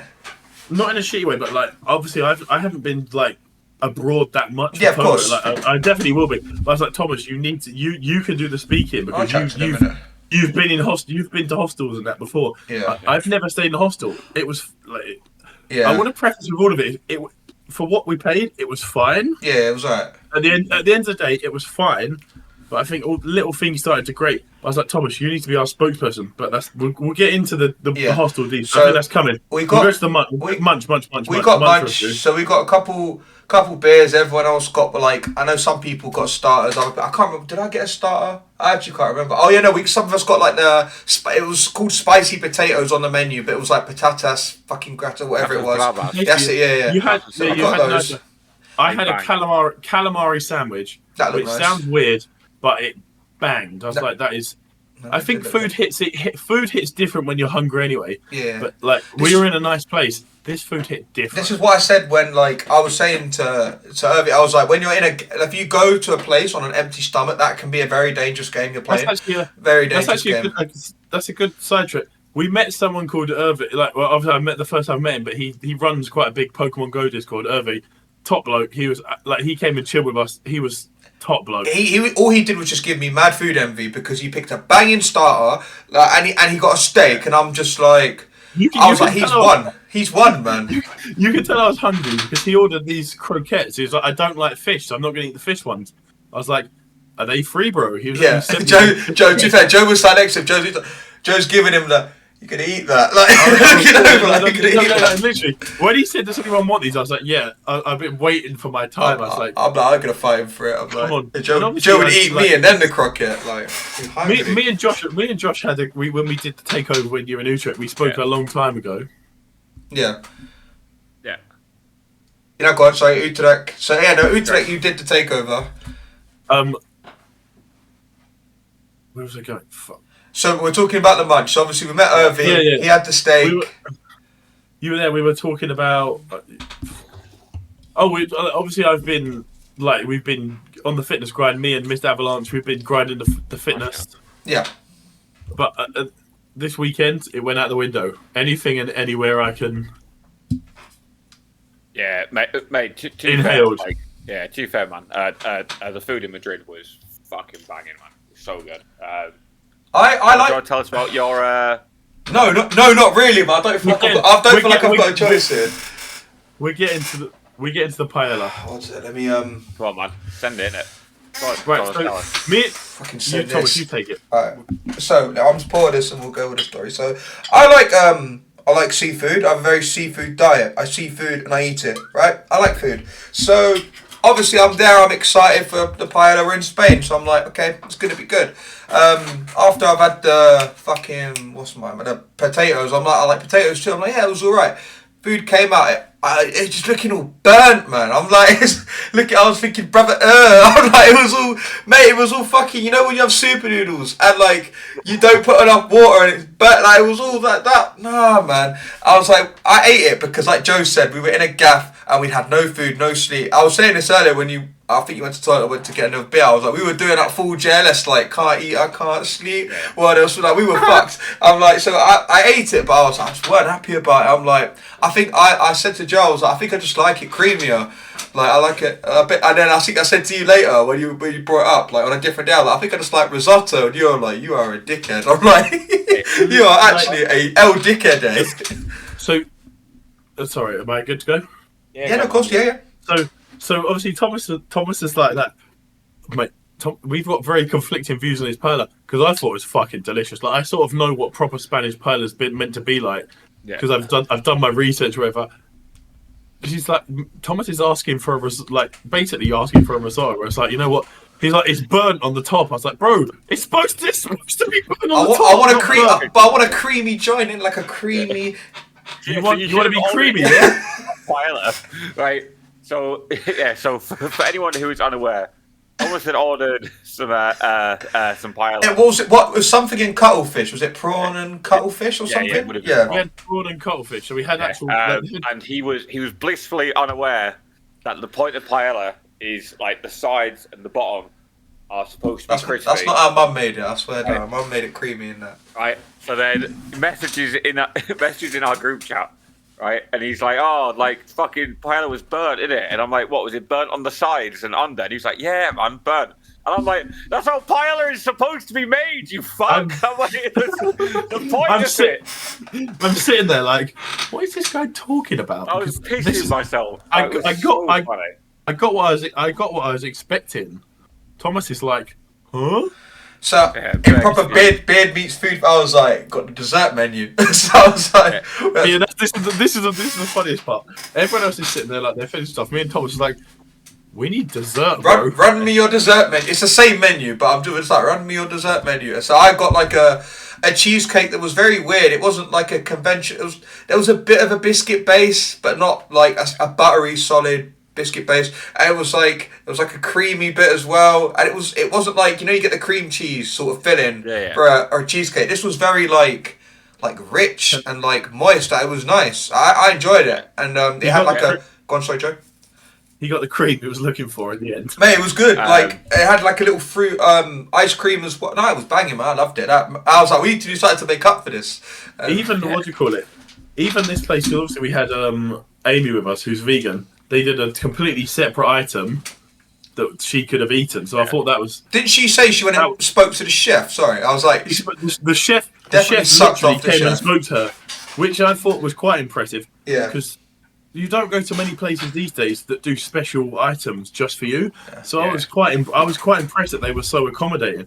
Because you get a lot of places in England like, nah, you can't have that. Fuck off, innit? Big man thing. The real deal was they saw Amy and they're just like, nah, man, we need to make sure this girl's fed. You know, like just like look after her. Like I don't know about you, man. I know Josh, like in your gaff, like don't really do food apart from the bar snacks. Joe, you might know a bit. Like when you go to a table and you know who the person is that's gonna like kick off if their munch isn't like good. I'm like they saw that, they were like, the only girl there, it's got to be her. She is the one. We need to sort her out. Like as long as she's good, all these lot pussies, they'll eat whatever. Like Joe said, they'll eat whatever. This bitch, she needs sorting out. You know what I mean?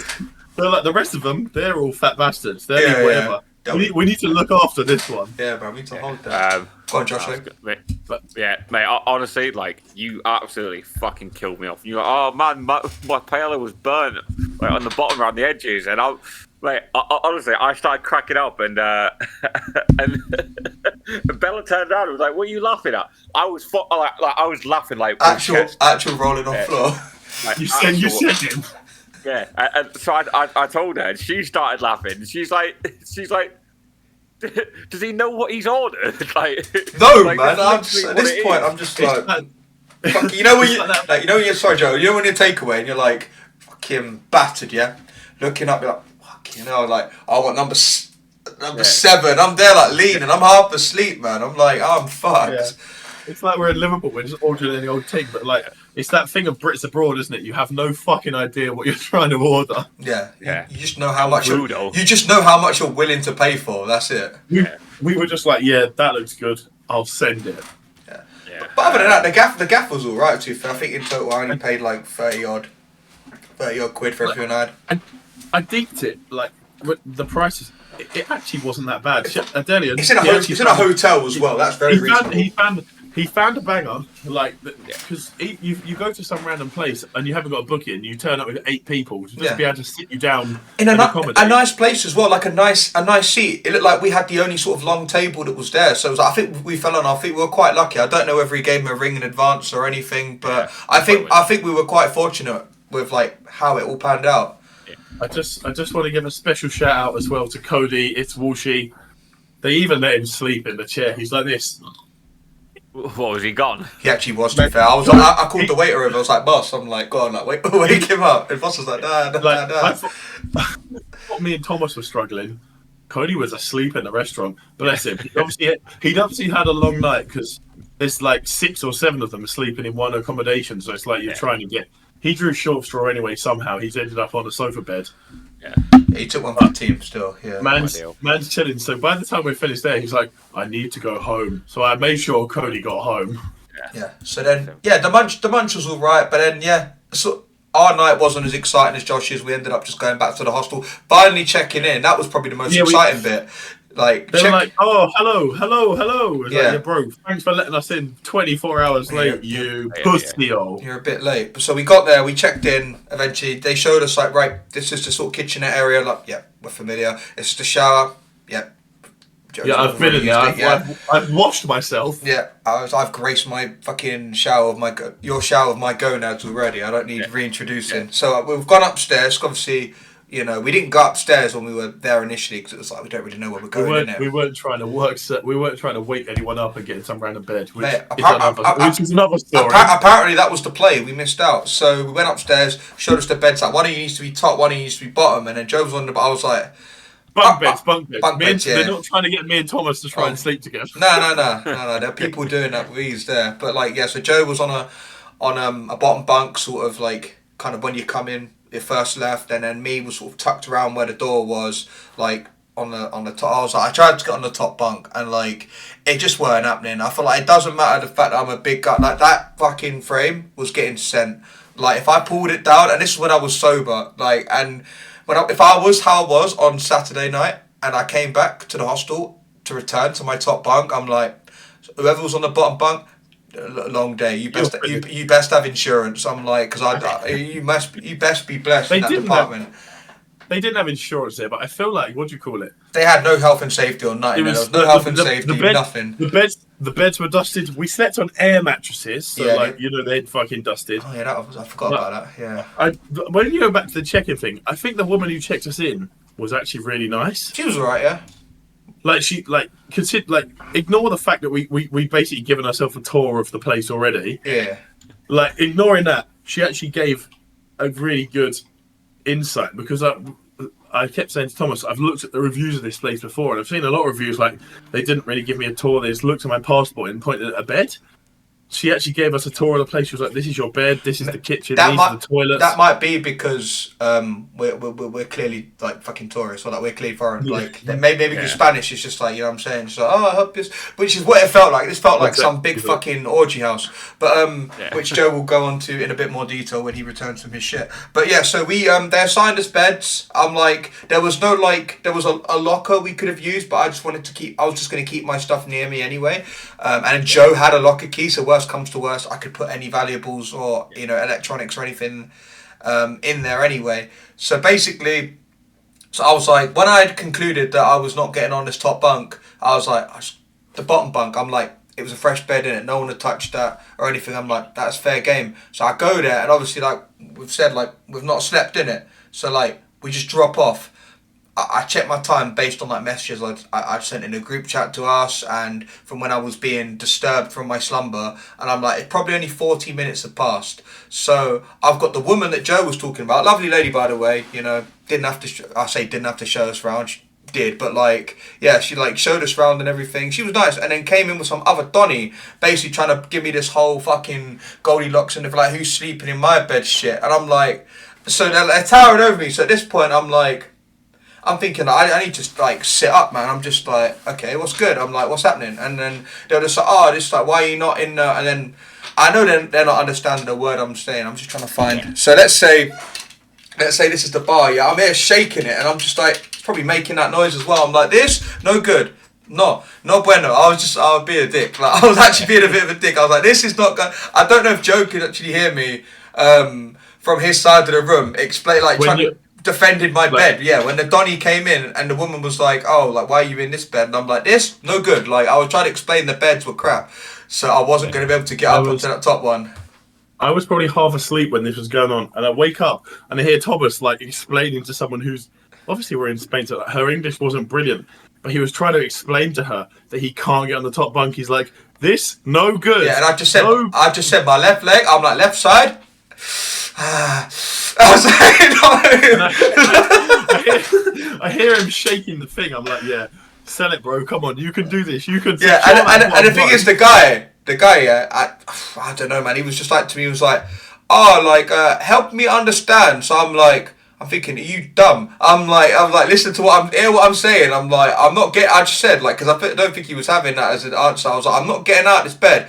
He looked at her like he was going to get her to make me move, and she looked at me, and I'm like, and then they just went to another room. So I'm like, that was first, like, you know, that was battle one, wave one of, you know, the fucking of the hostel of these man, yeah, trying to fucking round one complete, trying to take my bed, right? So then we sleep, and then obviously I said our night wasn't very eventful. We ended up pretty much just like, you know, just chilling in the hostel, yeah. We both just like Josh is like, oh, you man need to come out. No, but we wish we did. We had to recharge. Like it was realistic. We had to recharge. Honestly, if I didn't get that sleep then, because I slept for 12 hours solid. If I didn't get that sleep then, I probably would have gone insane. It would have disrupted the rest of like your following morning, and it would have offset you from there. Yeah. It would have ruined the rest of the night. Which not the rest of the weekend, which you didn't really want. Nah, it's not worth it. But like, whilst I'm gutted we missed it. It had to happen. Yeah, no, absolutely, man. Like your body's like, listen, you're only human after all. Like your body, if it's telling you it needs sleep, there is reason for that, and it's because we had not gotten any sleep. Well, I got none, but you'd got next to none. So. You listen to your body, don't you? Like exactly. Like at the worst comes to worst, I was like, even when we were walking around the park, I was like, I'm tired, I'm hungry, I'm in a place I don't know. Yeah, that's the wholesome message for this episode, guys. Fucking listen to your body. If it's telling you something, listen to it. Look after yourself. Sleep is important. Your body is your temple. Yeah, and then so I think now's a good time to get on to Saturday night.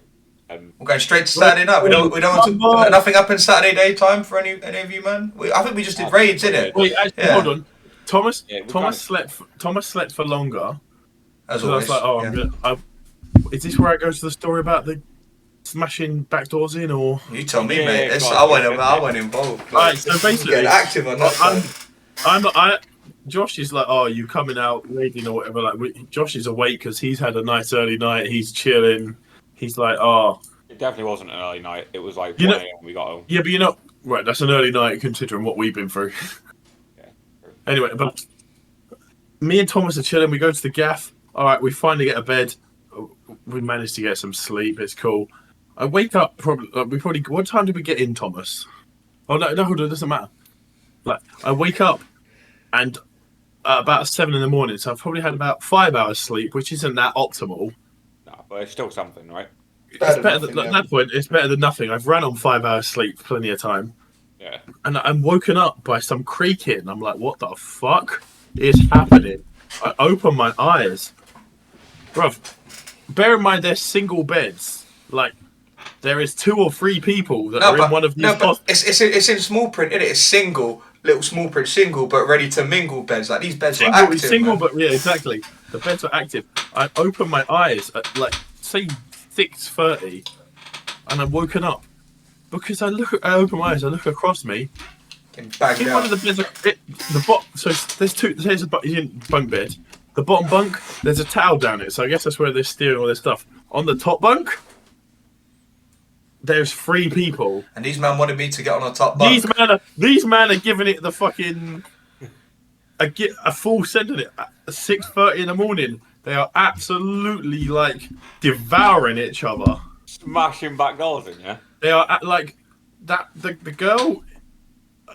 I thought most smoking a 6 a.m. spliff in a hostel was weird. I'm like, this is... At that point, like she's receiving more wood than a beaver collects. Yeah. And I was like, I really could do with more sleep, but I don't want to sit here. Yeah. Like more sleep or more dick. I'm like, it's like sleep, or do I want to try and sleep. Or and listen to shut up, man. Listen to, like, be conscious why these people are having a threesome, or am I going to head out and just like see what the town is saying? So I'm like, I'm going to get up. I get up, I go and have a shower, because shout out the bottom floor shower, because the top floor showers. Shit, I said to Josh when he left, I was like, yeah, top ones are crap. If you're in the showers that are on our floor, if someone comes in and they can basically see you naked. Yeah. Like these showers are not hiding anything. I'm not trying to show anyone my 1-inch pecker. You know what I mean? Your side was alright because it was near the wall, and if someone had gone to the toilet on my side, I'm telling you, it would have been a full moon, and you would have seen a fucking. Yeah, but even then, schlong. You're trying to. I'm joking. Even then, you're trying to get changed in that, or trying to put your pants back on at least. People see us like, let me have a quick shower downstairs, Because your pants down, yeah. Because, like, you can lock the door and there's a whole toilet to yourself. I was like, right, I'm showered. I didn't want to, but I was like, I could have done with more sleep. Yeah. Let me just go and hit some raids. You're And I getting was like, spotted by the back door. I'm not trying to get invited to someone's fucking bunk to take a fucking wood for fucking early. Joe left his pants. Joe left his pants on the bed on purpose. Early morning wood. I was like, I'm not about that. So I was like, let me just go into the town. I went and got a McDonald's. And I just was walking around raiding, and I met some people because.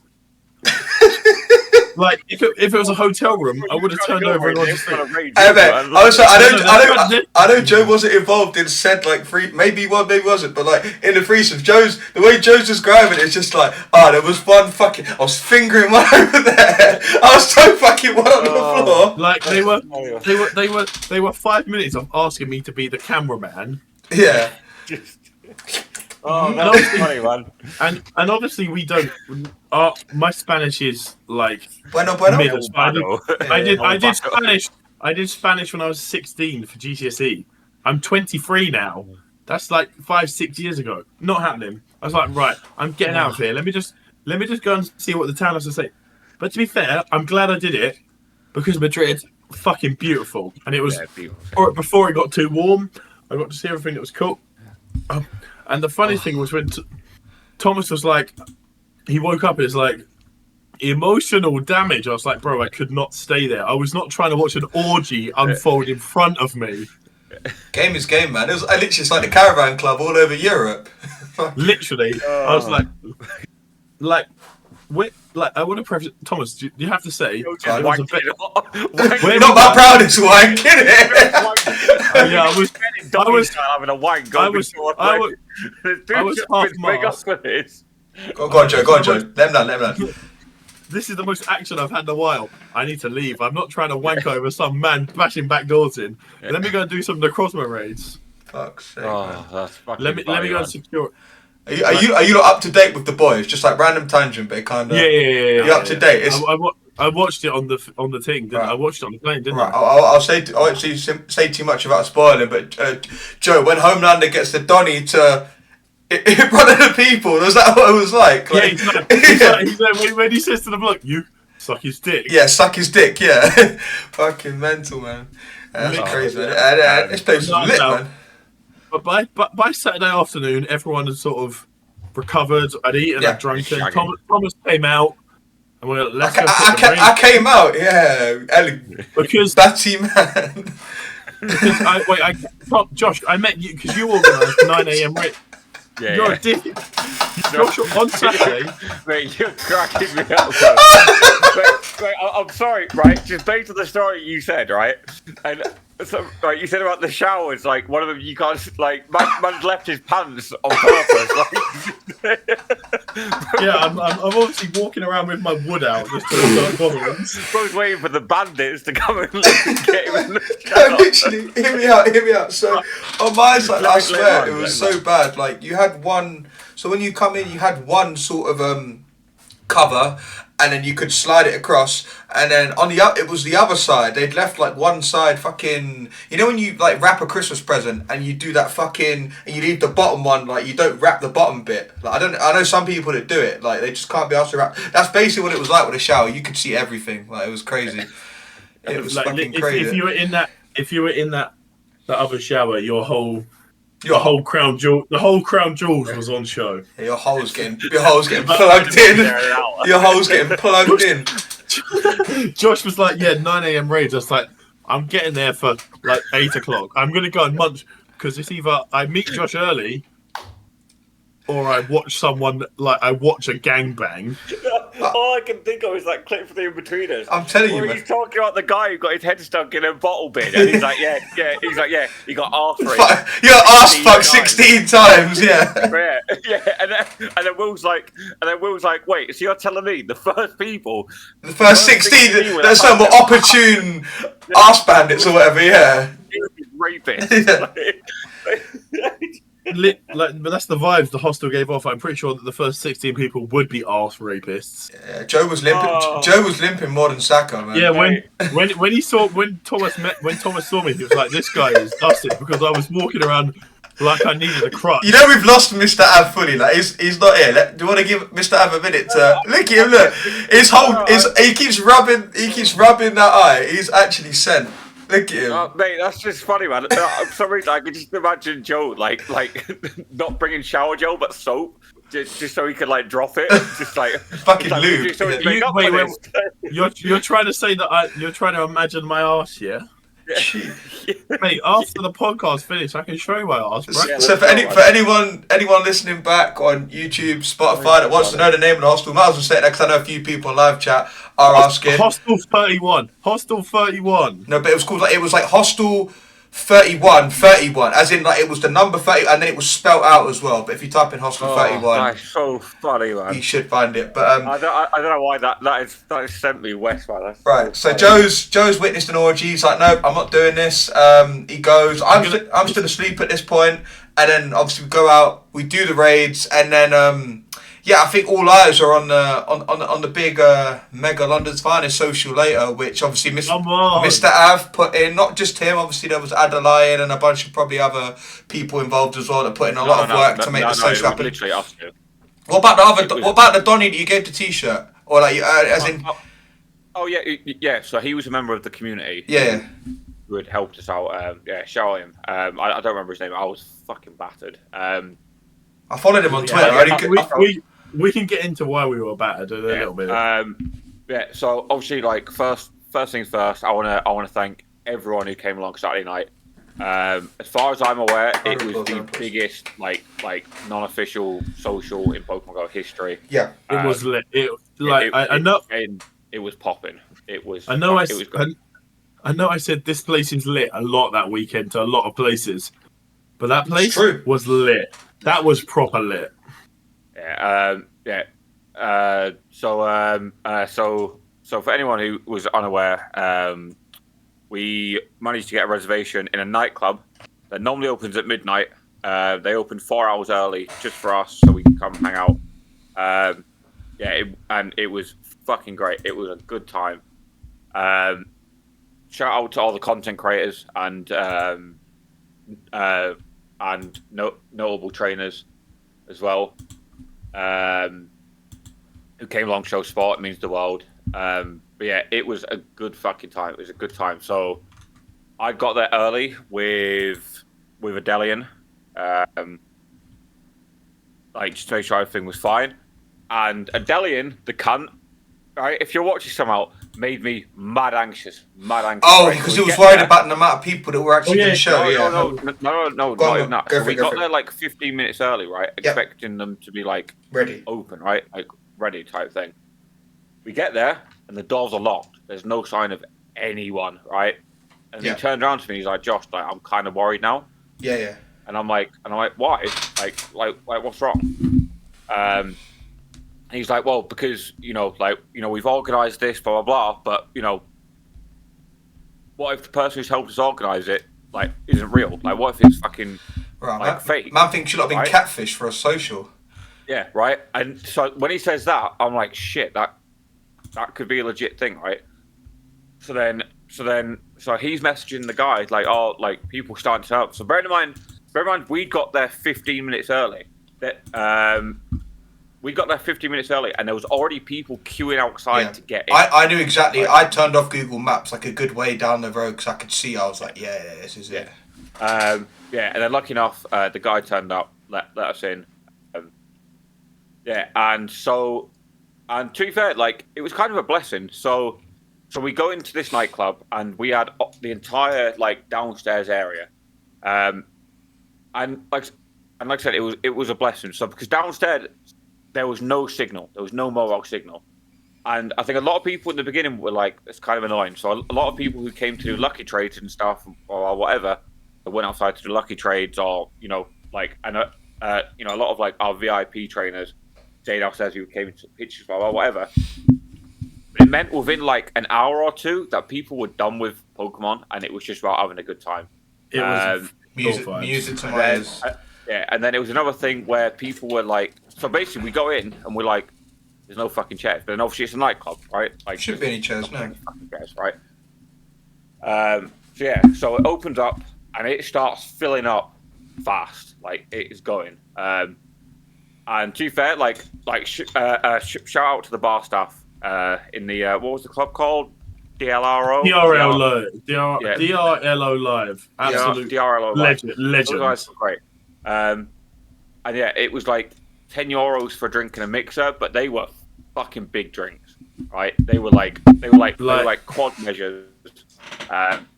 It was great, and so we'd also been able to get like through the guy who helped organise it, set up a little playlist of like just like bangers basically, and then like I said, like the club was fucking packed.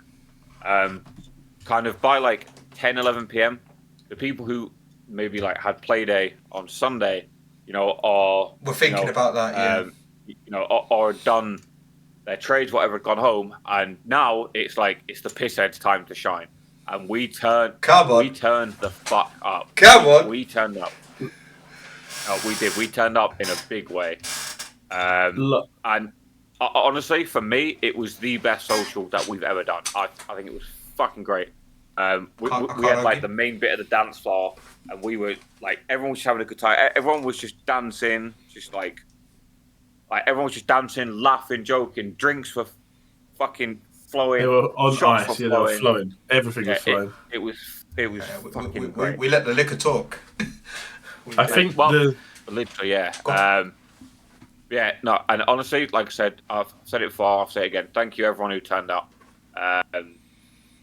Everyone who turned up had a good time. Doesn't matter if you stayed 5 minutes or 5 hours. Like, it means the world to us. Yeah. And honestly, like it was so nice for me for being an organizer, because so obviously, like the first few hours, I spent a lot of time just kind of floating back and forth, just like saying hello to people like saying hello to me, like wanting to get a picture, saying thank you for organizing, this, that, the other.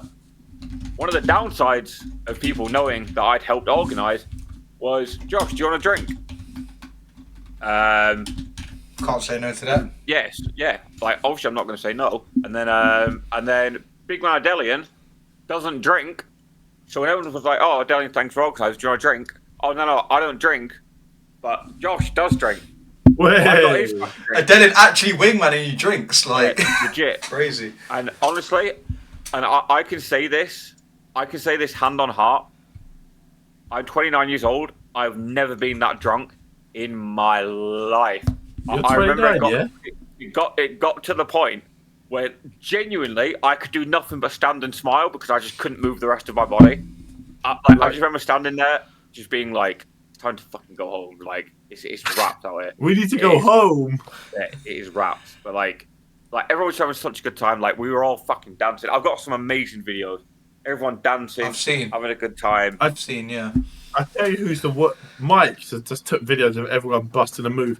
The funniest part of all of it is, like, everyone's. This is sort of towards the start of the social. Everyone's starting to get a bit lit and stuff. Me, Thomas, and Amy, we just take over the dance floor. We're going on the dance floor, bro. We've got moves to bust. Yeah, no, it was great. But yeah. Yeah, no, it was fucking great. It was really funny because we kept drinking all that beer. They were having to go upstairs to get more beer, and then obviously as the night goes on, we go into spirits. Unless you're Thomas and Joe. I just started. I was like, I went in, got the first round in. I was like, JD and Coke, like double, because I don't think I've ever gone to the bar and asked for a single. I'm there like double, and I know what I'm signing up for. Joe, I think Joe like a vodka and Coke, and then, you know, because I said to Mark, I was like, "Oh, what do you want?" He was like, "I'll get a Savitza." I'm like, "Hey, here's your beer." Like, I said I'd get you a beer, so I got you a beer for saying that you shit yourself on stream and Go Fest. Like, even Mark did not shit himself. But yeah, so I got Mark a beer, got the first round in. Yeah, man, we were chilling. And then every drink after that, like, I think Joe got me my next one. It was, I think I ended up giving the Coke away, or I poured a little bit of the Coke. Because, like, for whatever reason, it must have been, like Josh said, it must have been moving stock, like, so quickly from, like, upstairs back down. Like, it only just touched the fridge. So, like, the Coke was quite warm. So I was like, I'm just giving away the Coke. I mean, I was slanging Coke like fucking French Montana. I was moving, Coke like man, mate, slinging baggies like Uncle Mystic. But fucking, so yeah, I was just topping up JD with more JD, and then we were I was going around just being like, hee, want to try some? I was actually moving like a pig. I was like, hey, you want to try some? And everyone was like, oh no, and I'm like, hee, and then I walk away to the next person. I was doing the same. I was like, "You want to try my drink?" They didn't believe me that it was a strong team. Strong. Oh, I forgot about that. We drunk him out of JD. Yeah, no. Mark in a live chat. Big up, Mark is on fire. Did not shit himself. Can confirm. Reminded us that we drunk him out of JD. So we had to have Jamesons. So yeah, there was a Jamesons JD combination. I know, man. It was rough. We literally just drunk them out of everything. I think I want to say quickly, when we go to Market on Fire, I was standing at the bar waiting to buy drinks for man, and he's standing there. He's got 3 beers, he's got 2 Spirit and Coke. Yeah. He's sitting there like, I'm going to spend the whole night at the bar, because he ordered his whole night's drinks just standing there. Yeah. Top bloke. Top bloke. He's like, everyone's just sitting there. Everyone is just chilling there, waiting for their drinks. I'm just sitting there. and you figure out where... Good. You good, man? Wait, hold on. I've got the thing. Good. Where'd that come from? Way, you little bag of shit. Sorry, that's Father Joe Lee. Hey, someone clip it. but honestly, Mark, like we know Mark well, but Mark joined the sessions, but as big as me and Thomas. I actually didn't see you that much that night, Josh. Every time I see you, we were giving it way. Josh was swarm, man. Like he was saying, it was like he was talking to people because they know he was organising the event, and he was just, mate, he was reaping the fruits of his labour. It was like everyone was like, you can have a beer, you can have a beer. No, not even, man. He was just getting like people just coming up to. Even I see him talking with Jay, and I'm just like, I'm there with. I don't know why I've ordered 3 beers. I just don't want to keep queuing at the bar, so I'm like, I'm a beer up here. You can have a beer. You can have a beer. You know what you put it. I walked past you, said, Joe, do you want a beer? And I'm absolutely fucking destroyed at this point. I have no idea what's going on. I was like, yeah, bro. I will have a beer. And I'm standing there with a beer, and I go up to the bar, and he's like, are you served? I was like, nah, this is old beer. Give me new drinks. Yeah. What the fuck? Like that? Yeah. The most broken English. Yeah, but like it was great. Like I've never seen that many pogo players like out on the dance floor, and everyone is just dancing like literally like dancing as if no one was watching. and everyone was just having such a fucking good time. Everyone was getting along, like laughing, joking, and then I think it got to like 2:30, and I was like, nah, like I need to go. I was before it got that far. What was you man's like personal like highlight or moment or something someone did or said that like sticks out whenever you talk about it? Mate, easy. The best moment of that night, right? Without a shadow Please of tell doubt, me we're going to say the same looking one. to the stage and seeing Elian and Uncle Mystic doing the ketchup song dance. Come on, right? And I'm like, so because so for anyone who is involved in the community, you know who Elian is, and you know that guy has moves, right? Yeah. That guy can dance to any music at any given moment. He doesn't have to be drunk. He will turn up.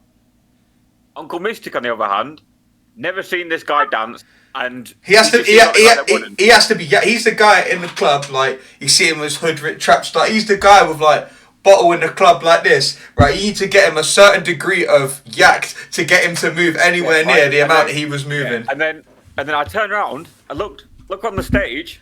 And they're giving it large, and I'm like, this, like that shit right there is what Pokemon Go socials are about. People having a good time. It doesn't matter who's fucking watching. It's like the meme, man. Uncle Mystic and Ilian like this. Yeah, and it's like no one's gonna make fun of you. No one's gonna take the piss because everyone else is having just as much of a good time. Yeah, and then because those two were the first on the stage, and then from there, you, Joe, and Amy went on the stage as well. Everyone's fucking dancing. We were all dancing. Mate, people who know me, I do not fucking dance. I was fucking giving it. That's the aim for Safari Zone. Like Josh, you need to good host and everything. We need to relieve Josh of his duties and get Josh like fucking stirred. Gluck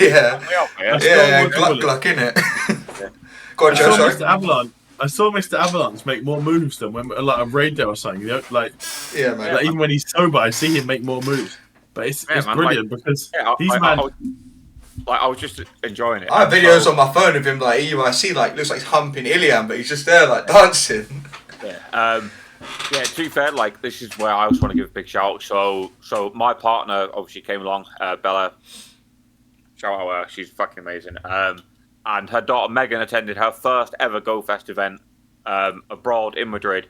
She didn't know anyone, and I honestly, so like I spoke to her. She's very like introverted. She doesn't really go out like that. She had a fucking great time, and she said that everyone she met was lovely. So in the club, obviously where I'm playing host, I'm going back and forth, and every time I come back, they're both smiling and laughing. They were both talking to you, man. Big shout out to Marcus on Fire as well. Like we love you, Marcus on Fire, right? Because both of them said that Mark is absolutely lovely. He was chatting to him, like joking around, and like for me that kind of stuff doesn't go like unnoticed. It means a lot. But then to me, like that's the beauty of the community, right? Yeah, definitely. Different walks of life, just all in the same space, having busting the same jokes, dancing to the same shit, drinking. Like it's a vibe, man. Yeah, for me anyway. As well, I think one of the really big highlights for me. So Goldman, my very good friend from the Czech Republic, he always brings this bottle of raki with him. Oh goodness! From the Czech Republic. Shit's here we go. Oh fuck! I knew it was coming here. Shit is fucking lethal, right? So he brought a bottle, whatever. And so I was going outside to vape with Megan, the missus' daughter. She wanted to go outside to get some fresh air. I walked through the dance floor. Brandon Tan and Isaac see me. Josh, come and do a shot with us. And I'm like, no, I've just had some. No, you have to do it. So I'm like, he's there like this, yeah. Right? Doing all this.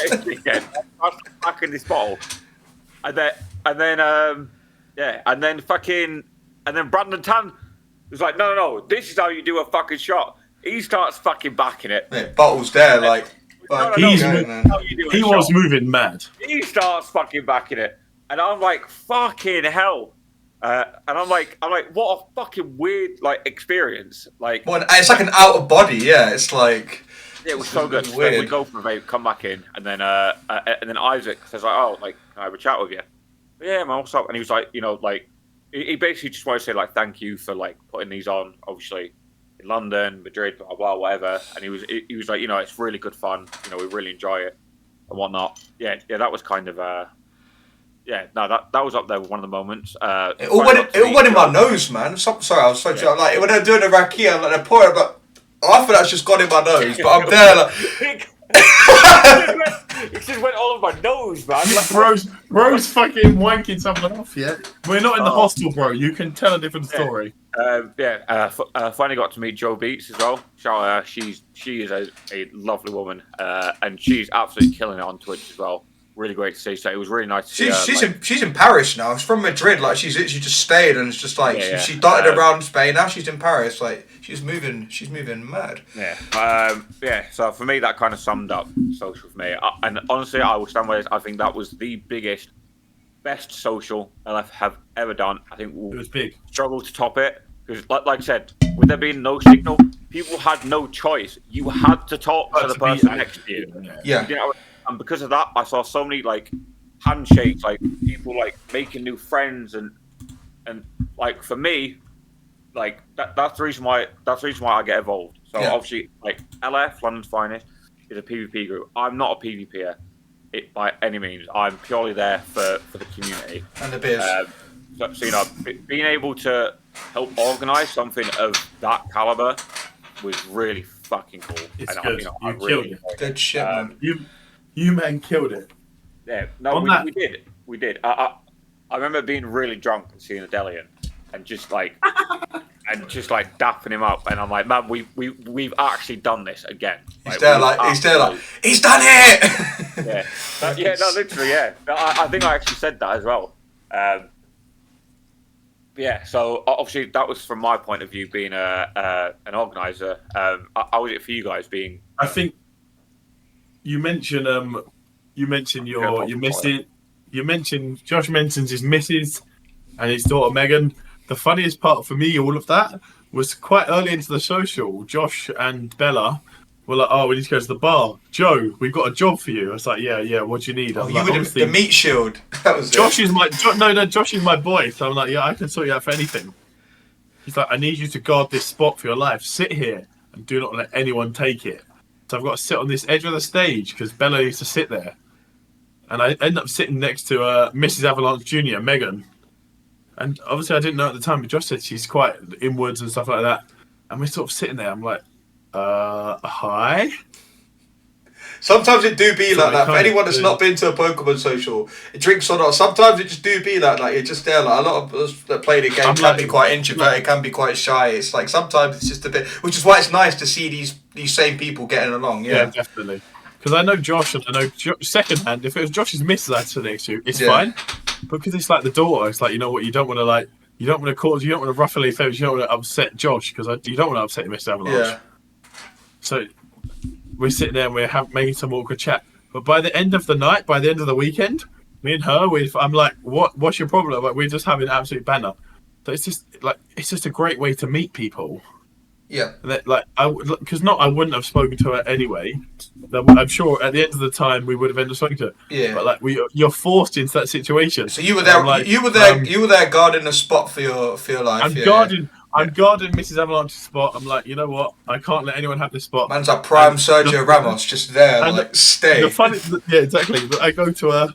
How was the world's biggest Primark? But I have nothing else to say because I remember that you sent Bella and Megan to, not they sent them, but like they went to the biggest Primark. I was like, what was it like then? She was like, yeah, it was kind of dusted. That's funny. But like you start speaking to these people, I was like, I'm guarding this spot. I can't let anyone have it. Yeah. I was like, I've been given one mission from Josh. I can't let him down. He's my boy. That's literally like Civil War where Spider-Man's just there and he's wrapping up all these men. It's like, Mr. Stark, I'm here to make a big impression today, and I got to do well. And that's literally Joe's. I was like, I can't let anyone have this spot because he's given me one task and one task only. Sit in this spot.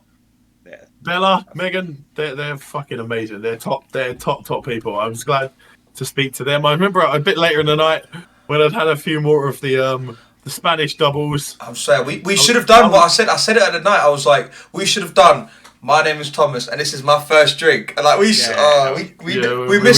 the trick on quite a few things, but sometimes that do happen. I was like, I said to Bella, Josh is incredible. She was like, yeah, we spent like 5 minutes just while we were waiting for a drink, just talking about how great Josh is. Waxing lyrical about fucking.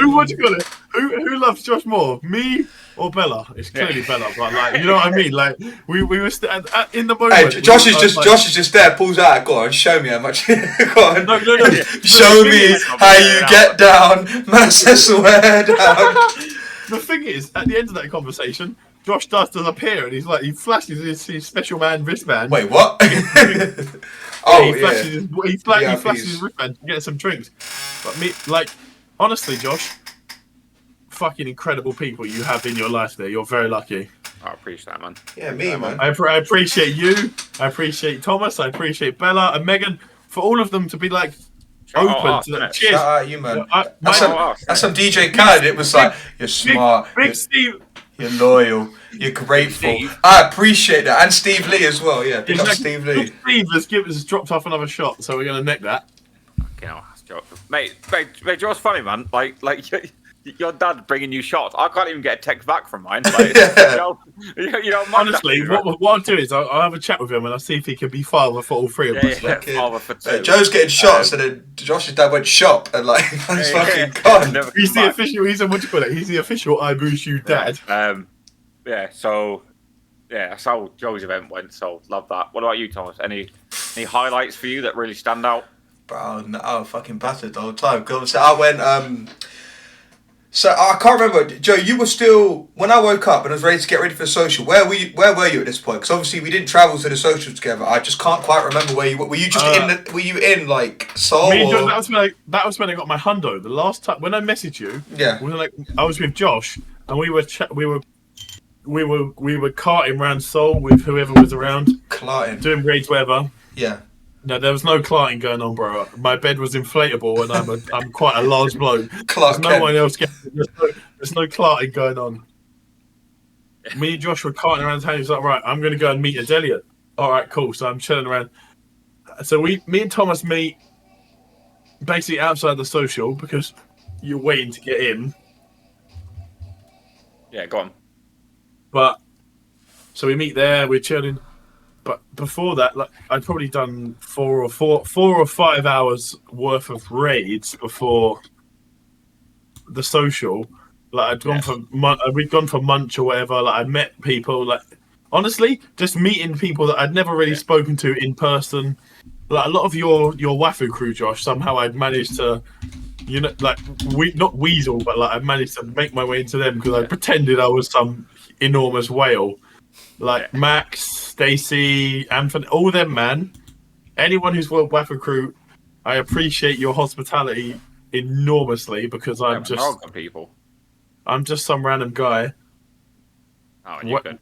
Out in my way there, but we did raids. I did go for beers. Max took me for tacos because I met him.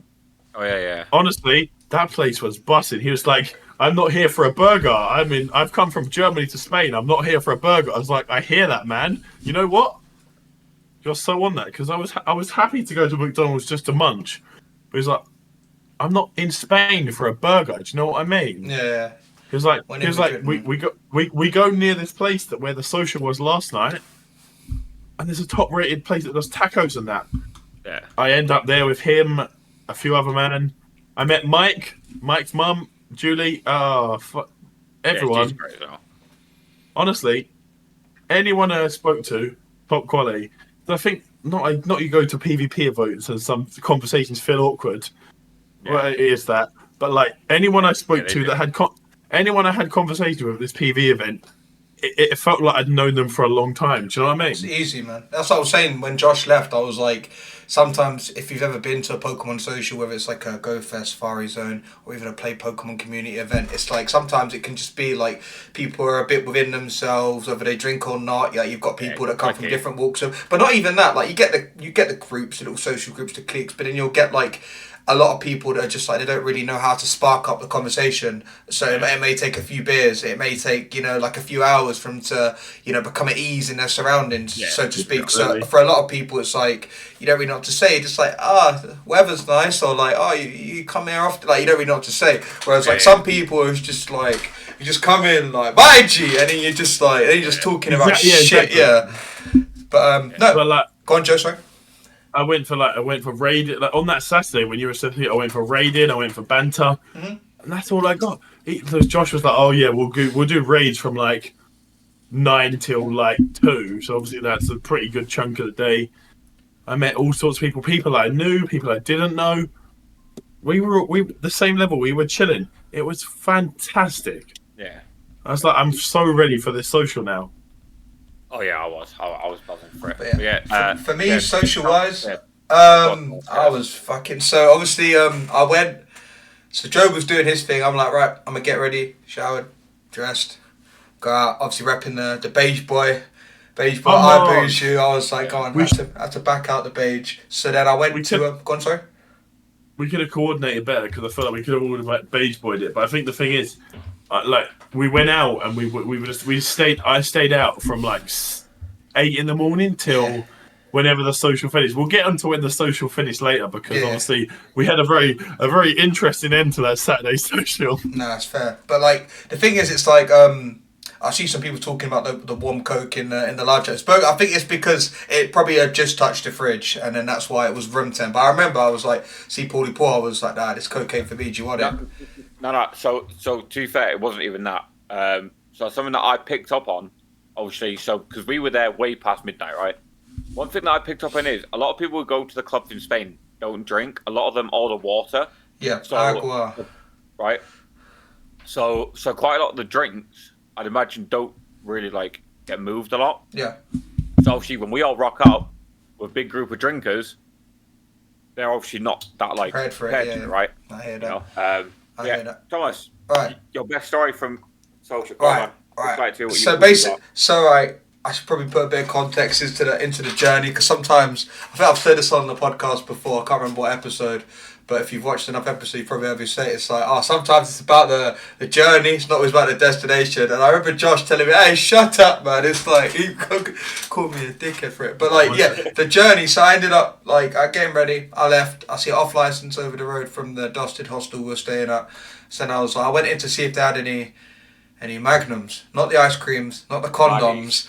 Right, but the real Magnums, no Magnums, obviously, don't know what I was thinking, I'm in Madrid, not Magdrid, I'm like, there's no Maggies here. So I was like, there's a little bottle of JD, I was like, hey, boss, how much is that? Like, €3, I'm like, yeah, I'll come again. So like, got one, I was like, went to the metro station, obviously we had to get the TikToks in, because Joe, our TikTok guy, obviously was like, he's on annual leave, or so I thought, until I see TikToks of me, but we'll get into that later. Back with JD, got on the metro, do it in one take. Disappointed by that? What do you mean disappointed? But anyway, so back that, then we go to the social, waiting outside. Like I said, I can see where the social is clearly because, like Josh said, there's people queuing down the road, man. And then I went to another boss man shop, got another one, paid €4 for it. So I was like 2 little bottles deep before I got in. And then literally just carried on, drunk them out of all the JD. Had to have like JD and Jameson's combo. So that's how I started my night. Highlight? I don't know, man. I remember I got bare emotional at one point. I started crying. Like I got like drunk emotion, started crying, and like I don't know. I was being such a pussy, man. I was just saying, I miss my mum, innit? And then like it sounds bare funny now. I think about it, and it's like. But at the time, I was a bit upset. And I remember Uncle Mystic in the deli and shout out Dead Man just trying to calm me down. Like, no, you're good. And I'm just there like, I love you, man. Like, I was hammered, drunk, drunk oversharing. But that's good though. In terms of actual highlights, I don't know. The Raki up the nose was something. Fucking. there was a lot going on, man. There was just so many. I felt like I tried not to stay in one place for too. I wanted to like. It got to. I remember just being with Amy, and then it was just like Amy was kind of standing. I'm just like, right, I'm gonna go around and chat to man, and then walking around. I'm like, I see Cashton. I'm like, yes, Cashton. So then, but I think Joe was there as well, and then we walked around and I see this person. I'm like, oh, I recognise you from a Play Pokemon event. I'm like, is it? His name's like, yeah. I'm like, oh, you good? Yeah. So there was like, yeah, there was quite a few PvPers. That were there. Obviously, there were some that weren't, but we don't need to talk about them, man, because irrelevant. So yeah, there were a lot of people I knew from these Play Pokemon events. It was just for me personally, like it's gonna sound very cliche. I just like seeing everyone get on and have a good time. There wasn't anything that like stood out to me. It was like that was fucking. Whereas like some of the other socials that London's Finest has put on, there's been like for me that one standout like moment. This one I just enjoyed it all so much. Like the fact that there wasn't a standout moment showed that there was, for me, there was no dull moment. Like I just enjoyed everything that was going on. Maybe a standout was probably after a social and my card getting declined in a McDonald's. I was like stumbling through the barriers. Like who has barriers in a McDonald's, by the way? That ain't gonna stop me. I'm just saying, you know the Angry Ginge clip where he's like, I want my fucking chips. I was gonna, but I was not long going into that sort of primal fucking primitive state where I just needed money. But then, yeah, man. Now that was a good night. That was a very, very good social. To be fair, I have thought of one more standout moment. Go on, go for it. And it was both good and bad. Oh, good. Lord. Big man Ben Butterworth. Yes, Ben Butterworth. If you're in chat, in the live chat, twitch.tv/Thomas Young997, so he brought one of his locals with him, a guy called Benji. And Benji had obviously gone too hard, too fucking quick. So I remember going outside, right? He's Ralphing. And I just see a guy on the floor. No, I remember this. No, that was him. Right? Like, on the floor. Like, Podler sick. And I'm like, right, like, bear in mind, like, by this point, I am waved, right? I am fucking waved, right? And I see a lot of people from... Like from my raid group stood around him, and I'm like, "The fuck's going on?"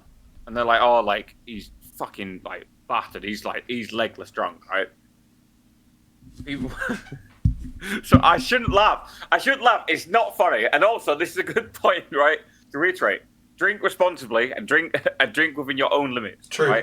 Right. You never force end at the point where it may harm your health. Okay? Straight up. Sorry, it's fucking sending me.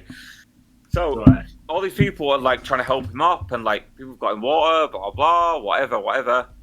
And then it was very obvious that it wasn't working. So people decided to take a different route on trying to help him. Right. Next thing you know, I see a bottle of water get poured over his head to try. Right? And it works. He gets up, and I'm like, and I'm just like, I remember just being so drunk. It was just like out of nowhere, and I'm like, I remember just looking and just going, why is he so wet? Like, what's like. Man's giving him the rub down. Fucking up. And then like people at this point were like clearly like done like with that approach. Yeah. Ben, get the fuck up. Get off the floor. The fuck are you doing, man? Like we need to get you home. Get the fuck up, man. And like just the way he was just getting bullied basically. This guy was already down bad, and he was just getting kicked in the fucking trenches. And I remember like few people like took him off, like carried him off. Like I think he went, like took him home. Yeah, referee. No. Go on, Joe. They went to the hospital in the end. Oh, because I remember when he first hit the deck, I was outside, just like at this point, I'd had enough of the European doubles that I'd just walk up to anyone and start just absolutely chatting shit. Yeah. So I'm chatting shit to all sorts of man, and we're like, oh look, there's that man there. Like, he's on the deck. Is he with us? He was like, yeah. It's like, the first thing they told them was, like, just walk him home.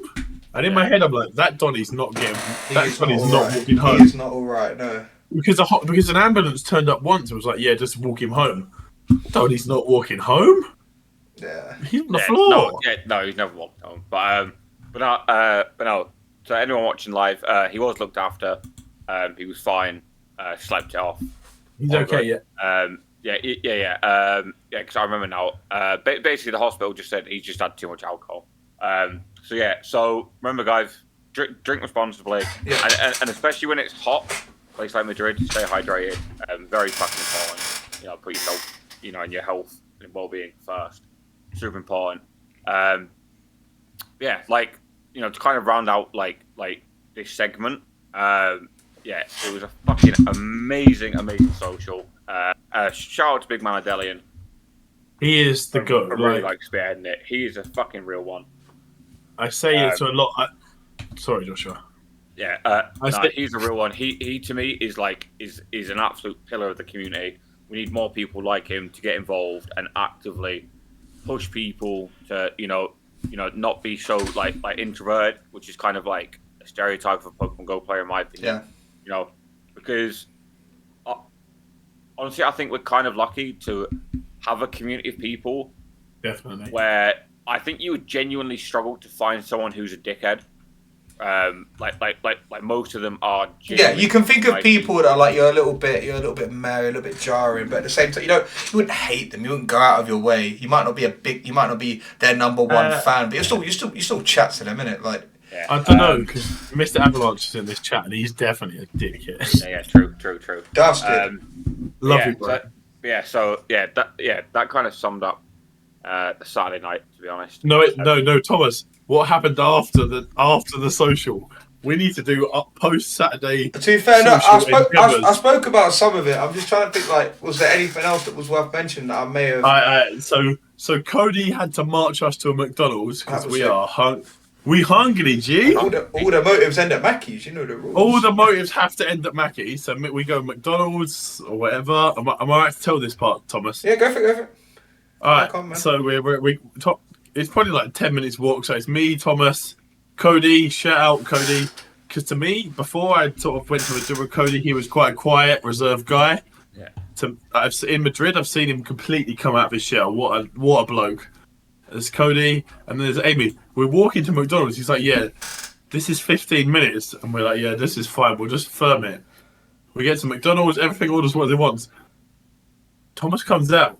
Yo, Joe, you need to get me home. My card declined in McDonald's for 44 euros or 44 cents. I was like, 44 cents you've been declined for. Yeah, I don't think I topped the Revolut up. I was like, you're a dickhead, man. My signal was, that's what Josh said, the signal being busted in the place was good because people weren't always just like naturally on their phones as you would do at a Pokemon Go social, so people were forced to interact with one another in the real landscape, not in the fake one. So it was like, I couldn't top any money up and I thought I had peas on there, so I mudded it. But I don't, like, obviously that's whatever, it's whatever, Thomas, but so everyone goes home. Me and Thomas, he's like, Joe, you need to get me home. Yeah. Like this guy is like. I was not in a felt good way. like it was, like we were both lit as fuck because blind leading the blind type scenario.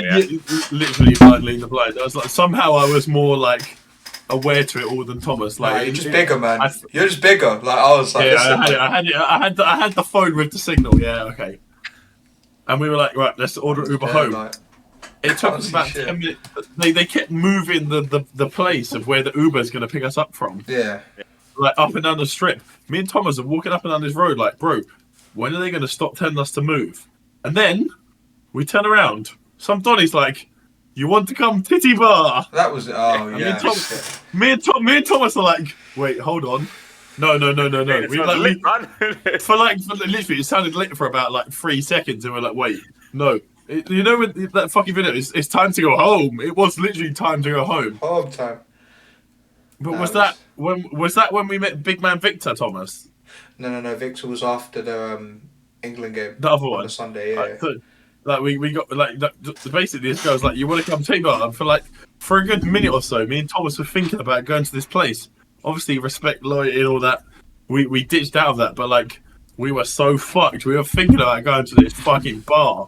We were like, bro, let's just log off the thing and just I wasn't thinking about going to no bars. I was like, you know what I mean? Yeah. Yeah, but you would have come with me. Just like you would have closed your eyes just to look after me. No, I would have made. I need to make sure that you would get home safe, innit? Yeah, so basically, Joe really wanted to go, guys, and I had to like, no.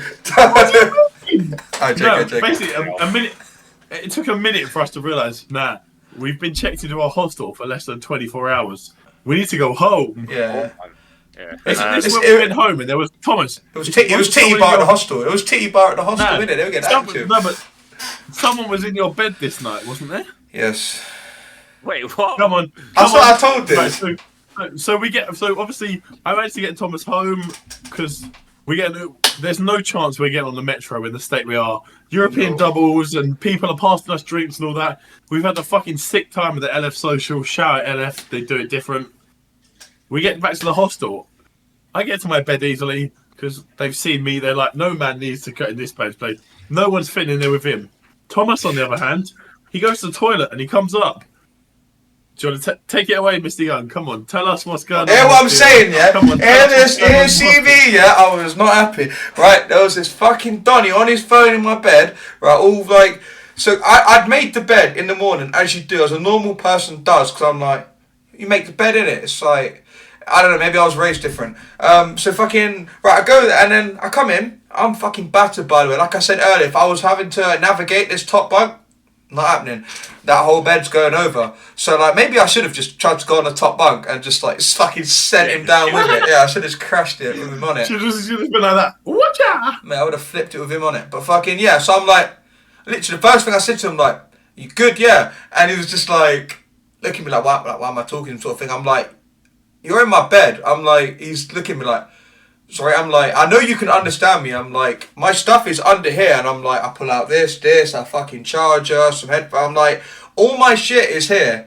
And he's looking at me. I'm just like, you need to, like, vamos, like, you need to dust, man, go. So he goes to, like, another bed. So L cunt. Big cunt. See you, yeah, cunt. And then he just fucked off to his another bed anyway. So he clearly had a bed he was staying in. I heard him talking to someone. So I'm thinking, like, you probably come here with people. Just go sleep where they're sleeping, innit? Like, I think he just saw, like, a free bed bottom bunk and he just wanted to snipe it in it, which is fair. Game is game. But I'm like, you lost, man. Just get out. So yeah, he was in my bed and eventually, like, I think I just stripped off like my boxers and just like went to bed, man. I'd slept next to him. Yeah, hold that.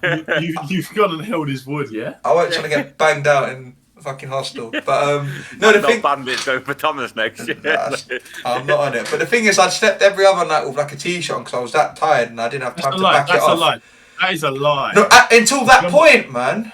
When we get to Sunday, right? Until that point, man, you is Doctor Strange, man, moving in the future and that. But fucking, so like, I was sleeping, right, and I was like, oh, fucking hot in here. So I took my top off. I'm there, yeah, it might be too hot. But I was so tired and so fucking sweaty. Like I woke up. I don't know how Joe made it out of bed at like what time? Did you get up, like 7? 7. I got up because there was fucking orgy going on next to me. I didn't choose to get up. I got up because there was a gangbang going on next to me. It's the normal alarm, innit? It's just there, like, wakey, fucking eggs and bacon, get the fuck up. The only thing that woke me up was the fucking sound of cheeks being clapped. Yeah, you've got to fucking wake up and just a fucking cock swinging in your mouth. Man wakes up a mouthful of clock, breakfast in bed. That's the only breakfast show I got was a fucking man's there with like fucking mate. Man's played Mario and like Donkey Kong and all that. Man's getting donkey schlongs up in his mouth. Oh shit! But yeah, so basically I had to move my man out of the bed. I'm just like, listen, relocate yourself now. I don't care if you have to use waves. Get out, right? So fucking that happened, and then Joe's up the next morning on the Sunday. So this is like. All I'm thinking of when I wake up is just like, we'll move on to this section at some point, but just as like a little segment, all I'm thinking of up until this point is just like, it's coming home. It's coming home. That was all I woke up like, it's coming home, boys. I woke up in very good spirits. I had a lot of spirits still in me, but I had the driest gob known to man, and yeah, the water was kind of dusted, but I was like, you know what, I had to get it down me. I wasn't trying to drink that hostel water. It was like I drank more Fanta Light than I did water, and probably more beers and JDs than I did water. Which is not literally, good. Like not a brag. It's not good. Like not Finished. not a flex, just not good. It's just how it fucking panned out. But It's just how it literally, yeah. This place, Hostel 31, was no bueno, as the Spanish say. So did you guys have anything like of note that happened during sort of like the Sunday citywide experience, or was it just like another day's work? I know Josh had a big nap on the Sunday. Josh go first. Come on, Mr. Napalunch. So we'd left like 2:30, and I was fucking bad. I was bad, man. And poor Bella, bless her. I don't know if she told me. I remember being in the taxi home, and I tried to articulate a sentence, and all I know is no English came out of my mouth at all. It was like it was just noises. There was no fucking words said at all. So then woke up, and it was like 11 a.m. Like, fucking hell, like, we bought, like, a citywide for today. So, we got ready, went for breakfast, like, feeling rough. Like, it was rough. So, we found this weird little cafe thing. Had breakfast, was like, right, we're heading to town and whatever. I remember walking up this hill to the nearest metro station. I looked at Bella, and I was like, I just don't want to do this. I'm so hungover. And she was like, I'm so hungover. I was like, should we just go back and just have a nap? She was like, yeah, we should. Went and had like a 3-hour nap, and then after that it was blessed. But I have not felt that rough ever. You gotta listen to your body or listen to your partner when she's telling you, we should nap. Literally. So it was roped. I remember like just swigging water and being like, this is just doing nothing. Like, oh, I hate that. You have to drink fucking. So I come back and like I have this fucking big 2-pint. I come back from. Like, I can work sometime. When you got the driest of gobs, you have to 4 pints of water go straight through you. Like, it's not the one, it was man. rough. Not the so, one. Yeah, so we end up, so then we go back. We have like a 2-3 hour nap, and then after that 2-3 hour nap, I was set. So then we went out. We did some raids and whatnot, like smashed out some raids. And then I'm like, now by this point, I'm getting excited because I know England's playing tonight. Yeah, like, right. That's what I was on, man. I was like, it's coming home, man. And honestly, genuinely, if we didn't go back for that nap, I honestly might have like just not gone on Sunday. Like I felt that fucking bad. Like just my entire bloodstream was just beers, JDs, vodkas, whiskies, and I'm just like, I can't.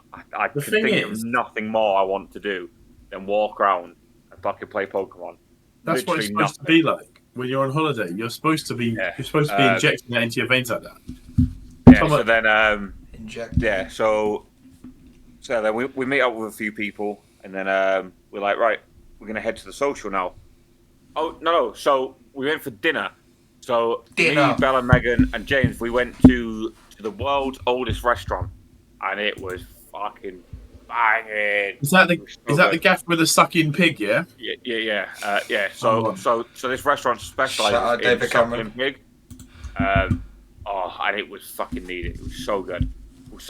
There was only one thing that really fucked me off about that restaurant, and it was so fucking annoying. Right. So I don't know if you guys saw it. A lot of the places with outdoor seating, they had like these things attached to the awnings that spray out like vapor to keep you cool. Oh no! Mate, someone. I think Joe mentioned this to me. Like they had it in like some of the like shopping. It wasn't like a shopping centre, but when you walk past some of the shops, it would just spray out water. But it was so refreshing, man. And so we get there. Oh, like we've got a reservation for 4 people. Blah blah. Start on this table, and I'm sat facing directly. I'm trying to eat my fucking dinner. Man was soaked. I was fucking soaking wet, bro. Right? And man got James, showered. Bella, and Megan pissing themselves. Every time it came out, I was just like, I'm like, fucking wet. Fucking soaked, bro. I'm like, oh, this is great. I'm getting dinner and a shower. I'm like, this is fucking jarring, man. For one, yeah. There's a guy sat on the table behind us with his back to it. The entire back of his shirt is see-through because it's fucking drenched. So you can just see like nipples and I'm like, this is fucking jarring. But then we'd obviously sat there and they turned it up, so it was like spraying more frequently for longer. I was drenched after dinner, man. I'm like, this is Man fucking went bullshit, to the fucking water park. I'm Fucking so annoying. splash And zone. I'm just sat there and I'm like, nah. I'm like, these lot are doing it on purpose or something. Because it was fucking annoying. I was drenched after dinner, man. It was so fucking jarring. What do you call it? The waiter was Soldier Boy. He was definitely trying to crank that. Yeah, no, he was. I'm like, fucking hell. Yeah, so then Sunday night rolls round. For anyone who is unaware or living, living under a fucking rock, it is now football season, the Euros, internationals. England's first game happened Sunday night. Was it 9 p.m. kickoff over there? 9 p.m. Central Europe time, yeah. Wait, I just want to pause before we go to the football. I don't know if you want to go before like the Sunday day, but the difference between me and Thomas had. Yeah, go on. So, I'm just gonna Thomas, do you want to share your Sunday day, Thomas?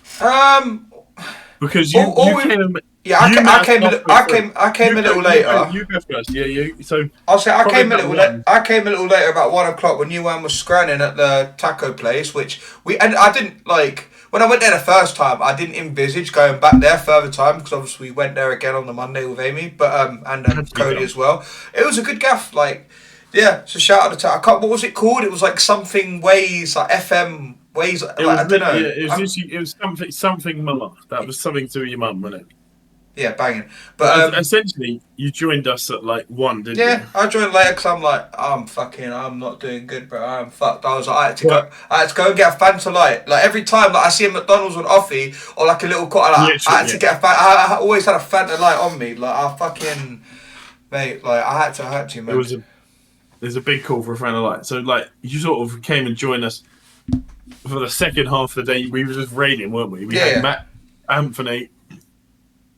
Yeah. But we had the social.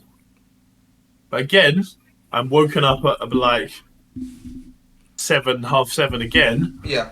Just man are clapping cheeks again. Yeah. They're clapping fucking I cheeks swear, again. I think have you spoken to them at all about it? Like, or were you just there, like, just watching? What do you mean did I speak to them about it?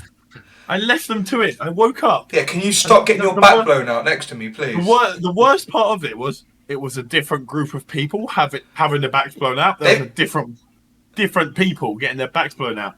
Again, I wake up at 7 and I see I literally see putting bestride, man. I'm getting straddled and shit. Yeah. I literally see things putting things. I'm like, you know what? I'm going out again.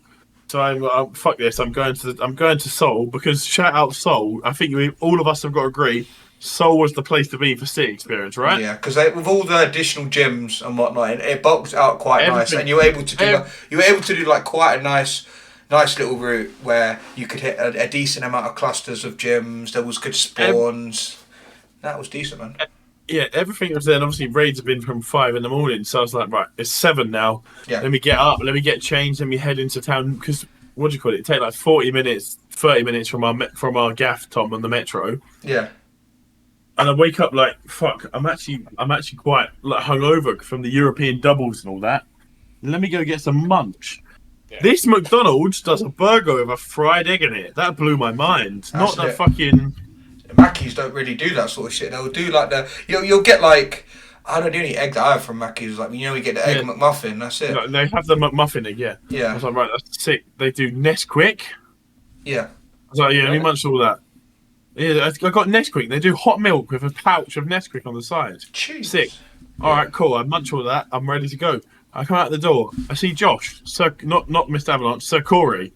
We're having a chat about hundos and that. And I turned to the lovely bloke, actually. You know what? Nice bloke. We turn to the left, and I see Neverdream and Telgrog, because obviously I'd meet Max the day before. Yeah. I was like, let me go see what these guys are saying. I don't want to say biggest mistake of my life. But fucking hell, it's up there.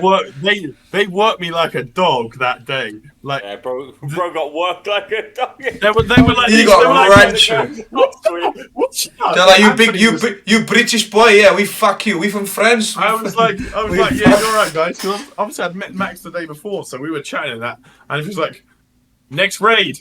Yeah. And then we went for breakfast, and I was like, oh, yeah, right, I'm Joe. He's like, yeah, we know each other. That is the hardest I've raided. And on about 3 hours sleep, I was like, this is like Dusty, I was like, Thomas, you need to wait. No, obviously, like it's a lot, but like I was happy with it. Yeah. But I was just laughing my arse off. It's like I've come into town for like a chill day of raids and stuff, and these men are whipping me into shape. Like, yeah, we've defeated this boss. Now we're gonna walk to this. Was it on Simpsons, where he's got the dogs, right? And the Simpsons movie where he's like, run, run, run, and then he's like, rest, and he's still whipping him, rest, rest, and then they all turn on him and fucking eat him. It's the only breaks I got with the breakfast one we went for, which is before you remember up, and then when you came and met us at lunch. Outside of that, these men marched me around like no one's business. Yeah. Which I like. It sounds like I'm complaining. I appreciate it a lot because that sort of grind, I had great fun doing. Because that's when we started sending you Wimpod raids and stuff. Anthony was like, "Aha, we should send Josh the Wimpod raids." And me and Max at about 2 in the morning. Not 2 in the morning. 2 in the morning. Yeah, that's like you man out. 2 in the afternoon. Yeah. 2 in the afternoon. We were like, we said, "Oh, Josh is not grinding the raids. He's grinding the bed." And Anthony started laughing his arse off. And Max was like, "We've broken him. We've broken Anthony." Jeez. He was like he found these things too funny. I was like, you know what? We actually have broken him, but at the same time, it was brilliant. I had a great time. I think the Sunday experience always was just going to be like, especially the night after the social, which is why I knew a few of my locals that did the Sunday morning park thing, and I'm like, I didn't see any of them at the social, for instance. So I'm like, I know for a fact that they wouldn't have sent it the night before. So I knew that Sunday was always just going to be like a late bloomer for me anyway. It's like, listen, like we said, you gotta listen to your body, man. Like, you know what I mean? Like, I wouldn't regret, I wouldn't be one of them Donnies that are like, I'm going home early so I could do some like fucking raids the next day. Like, if I do raids, I'll do raids when I get up, innit? Like, they'll be waiting for me. They're on fucking tap, they were on tap. But I did like Gondra? Best of both worlds, because like, we get home in the Uber, all that shit. Yeah. And I wake up like, nah, I need to go out. I can't sit here and watch this. Yeah. You're chilling there in your boxes. Like, I turn my head to the right to see if you're awake. You're chilling there with no top on. It's like, bruv's half naked. I need to leave. Yeah, man. He's waiting to get on the odds, isn't he? Not the half they wanted, didn't they? They wanted the other half. He's got his, what do you call it? He's got his ticket ready. He's waiting for his number to be called. Oh, number 12. Yeah, I'm there. Like, they bring me in. Yeah. Fucking hell. But Sunday, to be honest, for me, in my head, I was just thinking, right, just get me in a sports bar, get me with a beer in front of a fucking screen with some Spanish commentary, right? That's what I want to hear. I just want to hear the gola, gola, gola. And Josh, do you want to talk about how you found the venue and stuff? Yeah, so take us to the social, Josh. Let's go. The football social. Yeah, so obviously, as we said, the European Championships have started now. England's first game was on Sunday evening against the Serbs, which quite a lot of us were in Madrid. So we asked one of the locals in Madrid to help us find a good sports bar, and it was a great little bar, right in the suburb of the town, proper like local spot. We booked like 35 seats. They were very unprepared for it, bless them, but we made the most of it. We rocked up. We watched the game. It was a good atmosphere. Everyone was having a good time. And we won. It was painful to watch, but we won. Win's a win, man. Game is game. It was good, but it was also kind of sad at the same time because it was a realization that we're going home. Most people were going home. It's the end, yeah. Football's coming home, but we're going home, yeah. Yeah, and I don't know if you can say that. It was a lot of coming in the night when you were saying bye to people, you realise you were saying bye for another year. Until the next event thing. It was a great little bar. The beer was really good. Cheap as fuck as well. Ridiculously cheap. The food was good. Burger was nice. Decent burger. It was a really good time. Really enjoyed it. And again, thanks for everyone who turned up. It was good to see a good handful of us all in the England shirts. 3 lines on the shirt. To be honest as well, it was quite nice because I know a lot of places, especially abroad, in places like Spain, where the Brits abroad are famous for being great. You can get a bad rep, get a bit of a stereotype going that we're drug aggressive and we're rude to the locals and the staff Yeah. and stuff. It's not true, man. I mean, some people, in some cases, it is, but like, it's a shame really that we all get tired with that sort of same brush. Yeah. So we rocked up. We had a good time. Watched the game. It was just it was a good time all around. But like I said, it was very like double-edged sword of realizing that you weren't going to see your old friends, new friends, until the next big event abroad type thing. I think for me especially, like I spoke to a lot of people that I hadn't spoken to before. Like you take Stacey, Veeble Mama, for example. Like we started to chat sort of Sunday, Saturday. And I'm like, shit, I'm not going to see her like for a long, long time. Yeah, long. Speaking of Stacey, it's like, I don't know if she's in chat, I was saying if she is. Like, her fella with the one AirPod was fucking cracking me up. We had the one AirPod, because Bella, like, me and Joe noticed it first, and then when I went, the game was over and sat around the other side, like, me and and then like Bella noticed it as well, and then I was just like, bro, man's got he's got the car outside, he's got snipers moving in. I'm telling you, this guy works for some sort of mafia. Like, this guy looked like a serious guy, man. We thought he was like mafia, but like you take that example, like even like Jake, for example, like they're people you might not see at another event again. It's like, you know what, these are people that I generally consider friends and that. Yeah. And like you're not going to see for however long now. But honestly, making me sad. So Sunday was good. Obviously, we've gone from these throughout now. There's one last talking point I did want to get into, which is kind of the point why we decided in this episode. So for anyone who isn't aware, I'm not a PvP player. Joe and Thomas are. Thomas has travelled to significantly more events abroad for PvP than the rest of us, yeah. Than the rest of us. And Joe, Joe in general, you are more of a PvPer than a PvE, even if it be more casually in comparison to Thomas. Yeah. So I was kind of interested in how you guys, for you, how attending your first in-person PvE event abroad was, and how does it compare to PvP events in terms of was it better, was it worse, was there things you missed from the PvP events, is there things you preferred from the PvP events type thing? Thomas, do you want to go first, or? No, I'll go first. In terms of like compared to play Pokemon events, obviously like it sounds really obvious, but I'll just say it anyway. Like, you're there, pay entry, you're there for a tournament, so maybe you have to.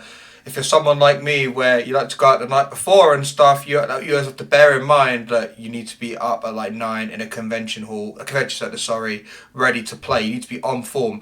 Whereas like me, I didn't sleep before like I played my park game and was able to do the raids all the same. So there's less demand on your body, and it sounds like I'm gassing this up like it's some fucking hard strenuous thing to do, but like there's less demand in that sense that you need to be like on top form.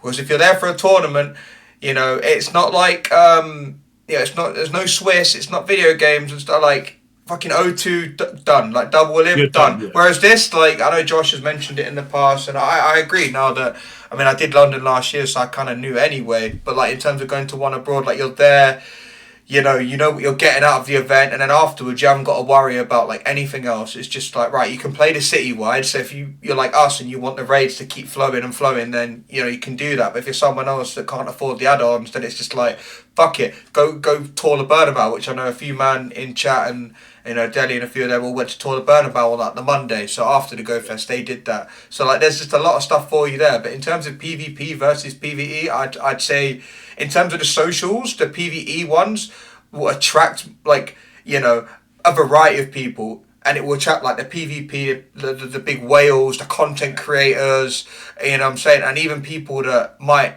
not even really play the game that seriously, but have gone because it's like Megan, for example. Like, obviously when you guys went as a family and stuff, but the social was still a good time. She did not have a good time because she wasn't really like, that invested in the game. You could still have a good time. But whereas if you're at a PvP event, it could be a little more difficult because there is that competitive element, and that's not only with the tournament itself. There's also people will travel there and they'll room together as like teammates and stuff. So like you get that sort of element that you won't necessarily have at a PvE event. So I just think that's generally nicer, and I feel like that's why this social, like the mega social on the Saturday night, that is, went so well, because you had everyone. You had Brandon Tan pouring yak down your throat. You had, you know what I'm saying? You had like Uncle Mystic fucking, getting sturdy, when this guy is literally usually like cool guy, usually quite chill with it. Like in terms of the night out, he was fucking full sending it. Like you've got loads and loads of like different communities. Like the amount of people I spoke to, I was like, I recognise you, like from the UK. Like there was actually so many more people that went to Madrid that were from the UK than I realised. Definitely, like people that I'd seen from like local Sheffield Discords. I'm like, oh shit, you're there. There are locals I knew that I didn't realise were even going. Like it's fucking mad how many people actually attended. So yeah, if you have to pick one event to go to, like if you have to pick between a regional or an IC or / a Safari Zone to Go Fest, then you're better off picking a Safari Zone and Go Fest, because you know what you're getting out of the event. If you play hard enough, you'll get what you deserve. Whereas something could be out of your control in terms of the tournament, and it could if you have a bad tournament experience, for a lot of people that could ruin their the rest of their weekend, and then they'll cry on Twitter about it. So, which you don't get no crying on Twitter with a PV. Okay, you do. That's a lie. You get they're the people that are pretty dusted anyway, so they were gonna cry regardless. But usually it's good vibes with a PVE event. That's how I see it anyway. I don't know about you, Joe.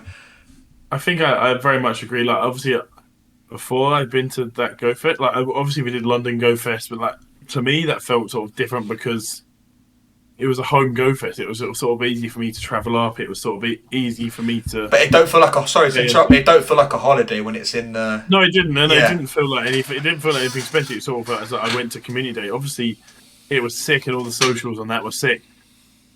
But I've been to like EYC and I've been to Liverpool and all that. It just hits different. These PvE socials just hit different. Like the PvP ones, yeah, they're mid, they're okay.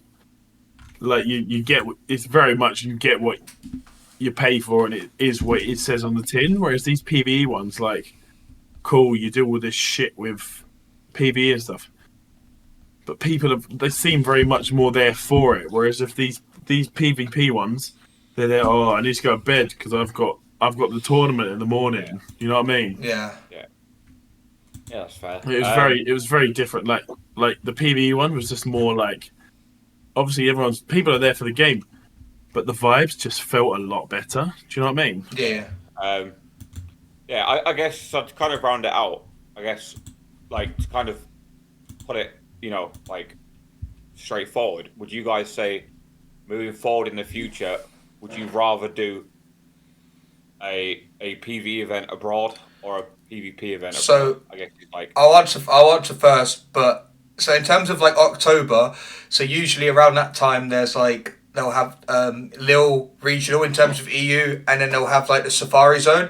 I think last year I decided to do Lille, and then I had like something like I went to the darts with my dad around the same time, so I was gutted. I didn't go to. I just couldn't.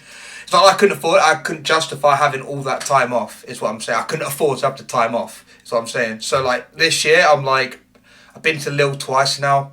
I haven't been to a Safari. Obviously, they had that Liverpool Safari Zone. I got dusted because of COVID. But I haven't been to a Safari Zone abroad. So I'm like, I'd rather do that.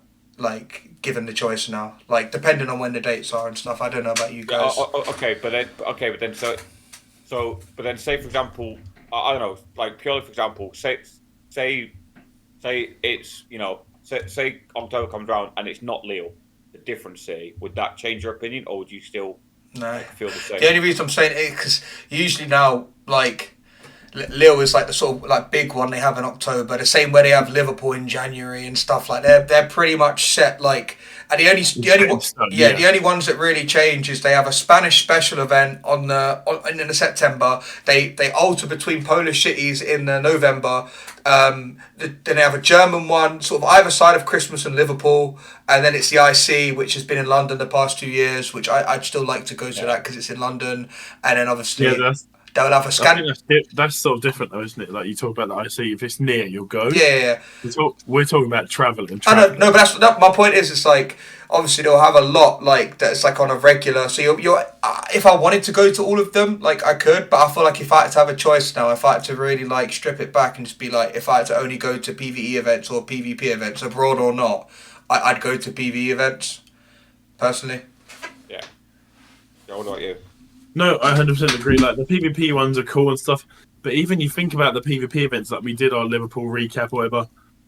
There's the socials and stuff that personally I enjoyed. Obviously, if I was better at the game, or whatever, I might enjoy the runs furthermore. But it's the socials and the people and the stuff that goes on outside of the tapping your phone that you love. Yeah. So it's a no-brainer for me. Like we're talking about safari zones and stuff in October already. Mate, I'm there for that. I'd if I had to choose, if you got me like, let's say at gunpoint, pick a PvP event or a PvE event. I'm going to Safari Zone every day of the week, bro. Yeah. So to be honest, like, I think it's quite interesting because there's a few other like mainly PvPers that I've spoken to, and they've all said like, why have I not attended a PvE event? Yeah. Abroad before, and that seemed to be kind of like the outstanding like result, to be honest. Yeah. Which for me is really nice. I definitely agree with what Joe was saying about the socials, because generally speaking, the PvE community is such a smaller community compared to PvE. When you attend a PvE event, you're always going to meet more people. Yeah. Always. Whereas sorry to interrupt, but like the PvP events generally, because obviously it's a competitive circuit, you'll see the same sort of people because they're all going there now because with the championship points and everything, they're going there like to compete. So like they'll be able to justify. Whereas like you may only see like at Liverpool, like you might see someone that's like from the UK, they might just do the UK one. You know, so it's like I hear what you're saying there. Yeah. Then I guess a good example is EUIC is a good example. Yeah. So obviously for Joe, EUIC is not far away, No. right, in terms of travel distance. But like, do you not think it's crazy, Joe, that realistically going to EUIC for a weekend was probably more expensive than going to Madrid for a weekend? I spent more money going to London and booking a place and all that. It's because It's because of the price of the beers, man. Like Elephant and Castle. No, like I don't know what they're doing when they're putting the beers up on the price. What's that about, man? Shout out Elephant and Castle, but like honestly, accommodation. Like obviously, me and Thomas stayed in the hostel, but even if I booked a hotel, London, far more expensive than if I was you stayed. Didn't you book it like? Mate, you booked some mad thing. I remember we were just like, what the fuck? Like, how much did you spend? I think. It's relevant. It's just relevant, man. That's what we're talking about. It's relevant. Because in my head, I'm like, oh, this will be my one trip for the year, because I'm used to like EUIC being the one motive for the year and then moving, and then Madrid happened, yeah. Then you get Mr. Avga and boys, you're trying to come to Madrid, and me and Tom are like, we hungry, G? Yeah, we'll do it. And like, if you insist, we'll be there. Yeah. Like, if you're talking about like what I felt like I got the most use of my money from, obviously, I'm lucky in the fact that like I'm in the position where I have this money.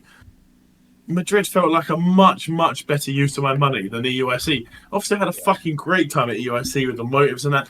And I enjoy the PvP, so it's nice to play and stuff and all that. But I feel like I got much more out of the Madrid. Yeah. Like I think even the fact that we're lucky enough to be able to have that money to spend on these places. Yeah. Madness. Yeah. I mean, like for me, and I've said this before, my biggest problem with PvP events is you pay like, what is it, like 30 quid? Say 30-40 pounds, yeah. Right? Which is already more than a basic ticket for a Go Fest, right? Yeah. And this is my biggest problem with the PvP event. You pay this money to sit in a convention hall for at least 2 days. Hours on end, right? Man. Like, yeah. Right? Compared to going abroad and it being cheaper than going to a PvP event, you get to experience more culture, the weather, you're going to see more people anyway. To me, it's like it's kind of a no. For me, it is definitely like it's a no-brainer. Yeah. Right. Me personally, I would never ever go to a PvP event abroad. To me, it is not worth the time, effort, and money for me. Yeah, Knowing fully well that waiting a few more months, I could go somewhere that's really nice. I'm gonna see a lot more than I will sat in a convention hall. I'm gonna meet more people because the socials are always bigger anyway. Um, yeah, like so for me personally, PVE wins hands down. Every definitely. time. I think you have to experience that firsthand, like Yeah, because obviously if you haven't experienced me and Thomas hadn't really experienced. We'd done Go Fest in London, but that was relatively local for us. But I think you have to experience that sort of further afield PVE event versus a PvP event. Thomas especially would know this because obviously he's been to like Malmo and Stockholm and that. Like the difference between the PV, like you get more bang for your buck playing PVE than PvP. yeah, yeah. I would 100%. definitely You know what agree you with get for. You know what you're signing up for. Whereas like a Definitely. tournament, you don't know necessarily how it's actually going to pan out. that. Yeah. Obviously, if you've turned up and your goal is to do well in this PvP tournament and you're Then, ready, Yeah. go for it, man. Go on. Yeah, If that's your shit, you run yeah. that shit. Yeah, Us I mean, boys, we're to be fair, chilling. I feel like Thomas has kind of summed it up as well. So if you pay to enter a PvP event, and you've paid the money to get there, you've paid the money to stay there, And you mud it and miss your first Right, round because you're on a right, vape yeah, outside. definitely. and you fuck it, and it's like you're out. It You're genuinely does just like ruin your entire weekend, and that can be a big letdown to a lot of people. Yeah. I think Whereas PvE events, you're not going to be let down. No. There's going to be no point in the weekend where you're not having a good time type thing. Yeah. I And think also with the PvE events, Generally speaking, yeah. yeah, like if you paid 4 or 5 hours and you're like, oh, it's a bit much, there is no pressure for you to go, right, I'm going to go do something else instead, right? Yeah. Whereas if you're in a PvP event, you can't really just fuck it off unless you're just going to like take the loss and be knocked out. You Yeah. know what I mean? Yeah. It's like Mr. Av when he's there, like, please just knock me out. Please put me out of my misery. I think the thing is, like, if you're there for obviously the PvP community, we've all sort of, like, me and Thomas especially met through sort of that PvP community. It's a big thing, and like if that's what you like, that's what you like. Yeah. But I hear that. you get certain mileage out of a PvP event. Whereas the PvE event, it's sort of what you make out of it. It's like, for sure. say, I think of Liverpool, for example. I went 0-2 because I was absolutely fucking obliterated, and I would have liked, like in my heart of heart, I would have liked to have done better than that. I know I'm better than that. I could have played some of the games I played. I could have done far better than that. But we're chilling in this PvE event. I'm like, you know what? It doesn't matter if I get up a little bit late. Because you get whatever you want from it, wherever you are. It's self-operate. It is self-operate, man. You can do what you want to do within the time. You've got a big window, and you've got like citywide. Whereas the PvP event, you're constrained. You're being told where to go, when to do it, and what time. Like there's rules. Whereas like PvE event, there's not really any rules. Like you can prepare as much as little as you want and still have a good time. Yeah, I think all of us have to some degree enjoyed PvP. Like we've all hit legend and we've all enjoyed the PvP aspect of the game. But what's brought us together is not the PvP. Like we haven't been, let's talk about PvP and only PvP. Like we're friends more because of the game outside of PvP than what PvP brings us. Yeah, it's like say a Pokemon social. You get people from Josh, like in different walks of life. You get like people that's what a mixer is. That's what a social is. I literally said at Madrid on a Saturday night. I'm like, I kind of wish like this just weren't a game and we just did this because the only reason I say that is because the only reason this is happening is because of Madrid Go Fest. Like, and if it weren't like being Madrid Go Fest, it was just like a monthly thing. I mean, that'd be kind of dangerous, like a monthly fucking. We hungry, we get mashed up. Yeah, man. Fucking send it, man. But no, to be fair, like I absolutely agree. And for me, like especially like having like having the size friendship group, and I guess you want to call it following, quote unquote. That, like, Come on, G.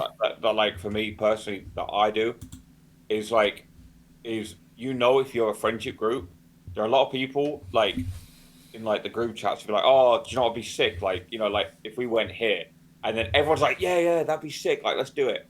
And then when it comes to actually organising it, everyone's like, oh no, actually I can't. Or like, dead. and then and those things don't happen. Nah, Right? I hear that. But with like something like a Go Fest, people book it, and then next thing you know, you end up doing these group holidays without realizing you're doing it. Type thing. Like I think the biggest takeaway is like when you said, when you said to me and Tom, Go Fest is in Madrid, I'm gonna book it. Do you boys fancy it? Me and Tom both said we don't really have the intention of going. Yeah, mate, we're booking it. We're booking it like that. We're boys need to be in Madrid together. I know what I'm like though. Like I'll say like I ain't doing it. I'm like, oh yeah, I'll do Madrid. Not really planning on Stockholm. But I'm not really planning on Stockholm. And then it's just like, oh, you know what I mean? Like, that's getting packed in as well. Like, fuck off, man. Stop this shit now, man. Move for that fucking Mr. Worldwide. Sorry. Go on, go for it. You know what I mean? It's like us but like this is a chance for us three to be together because obviously in the big grand scheme of things, like we live close to each other, but you're a bit further away. Me and Josh, it doesn't take me and Josh long to link up because obviously he's like 30-minute train away, but like for us to be together as a group. Don't take you and Josh long, yeah. No. Literally, I get to in Castle, he takes me straight upstairs. Quacks out, yeah. Quacks out. You know the most. Cooking rice upstairs. Yeah. So guys, that seems like a good place to run out. I didn't realize we've been going for like 3.5 hours now. Like, but it's like I said. We've got a lot to say. We've got a lot to. We had a lot to say. Yeah, it's a big one. Me personally, we could talk about this forever. It seems like a good place to round up, unless you guys have any big like outstanding points you actually wanted to talk about. Not that come to mind for me, no. Not massive, but it's like all of this, like the whole social thing, and the thing is like to be here is like you hear about it, like I wouldn't even imagine that I'd be here with you and Thomas. Like the connections we've made through the game and that stuff, but it goes further than the game now. It's like we're boys now. You know what I mean? Yeah, that's it. Beige Boys. Like go to these things, make friends and stuff like that, and you obviously it's a grander scheme of things that you make a positive, but like you will make friends. These two are some of my bestest friends now. Yeah, exactly. Go to this shit. Go to this shit and speak to people. You'll make friends. I promise. You could. And I think for anyone maybe watching who maybe isn't really into Go, maybe they don't. They've never been to an in-person event before. For me personally, as soon as one event finishes, I start putting money into my savings account for the next one. And I definitely think, if listening to this tonight, you may be like, oh, that sounds good. I want to do it. Honestly, like start like putting a little bit of money aside, like once a month from your paycheck. It all adds up and it makes it all, a lot more doable. And honestly, I would be shocked if you have a bad time at these events. You'd have a brilliant time. Genuinely surprised. And I think that even me and Thomas, we did flights, accommodation for less than €100. You can get it on the cheap. Obviously, we've cussed the euro out, we've cussed the hostel out a lot, but it did what it's needed to do. It served the purpose, We will see you man at Safari Zone. Come see us. Come now. Yeah, man. Don't know where it is, but it doesn't matter where it is. We'll see you there. Yeah, 100%. 100%. I definitely just want to. I definitely just want to highlight a message in the live chat, twitch.tv/Thomas Young 997, from our good friend Mark, who says, honestly, I just want to say, you guys and all from LF made me feel welcome at UIC, and even more so in Madrid. Genuinely had the best time. That's what matters, man. Yeah, man. That's what we love. And it's something we spoke about, kind of like repetitively at this point. Is once this game is said and gone, you have nothing left, right? Because your mums will be gone, Shires are gone, the Hondos. But you got the memories and the connections and the you've made along the way. That's what I'm saying, yeah. Honestly, like if you're in a position in life where you are able to put the money aside attend one of these events, I honestly think you should. 100% recommend it. Literally. I was telling someone the other day, I was like, you need to go to an in-person. Like, if you've not been to one, it's like you may not be into the PvP and stuff. I'm like, you need to go to like if you play the game, and I know some people worry about whether they're level 50, for instance, or like what level they are. Like Josh went to Chicago. What level were you when you went to Chicago? Level 39. Yeah, that's what I'm saying. It don't matter. Like, the thing with PvP, that's also, I'm surprised. No one cares. But I'm surprised that's not a difference I didn't realize until now. So PvP, you might actually have to be like, you have to like have specific stuff and the resources and everything. Whereas you can go to the PvE ones.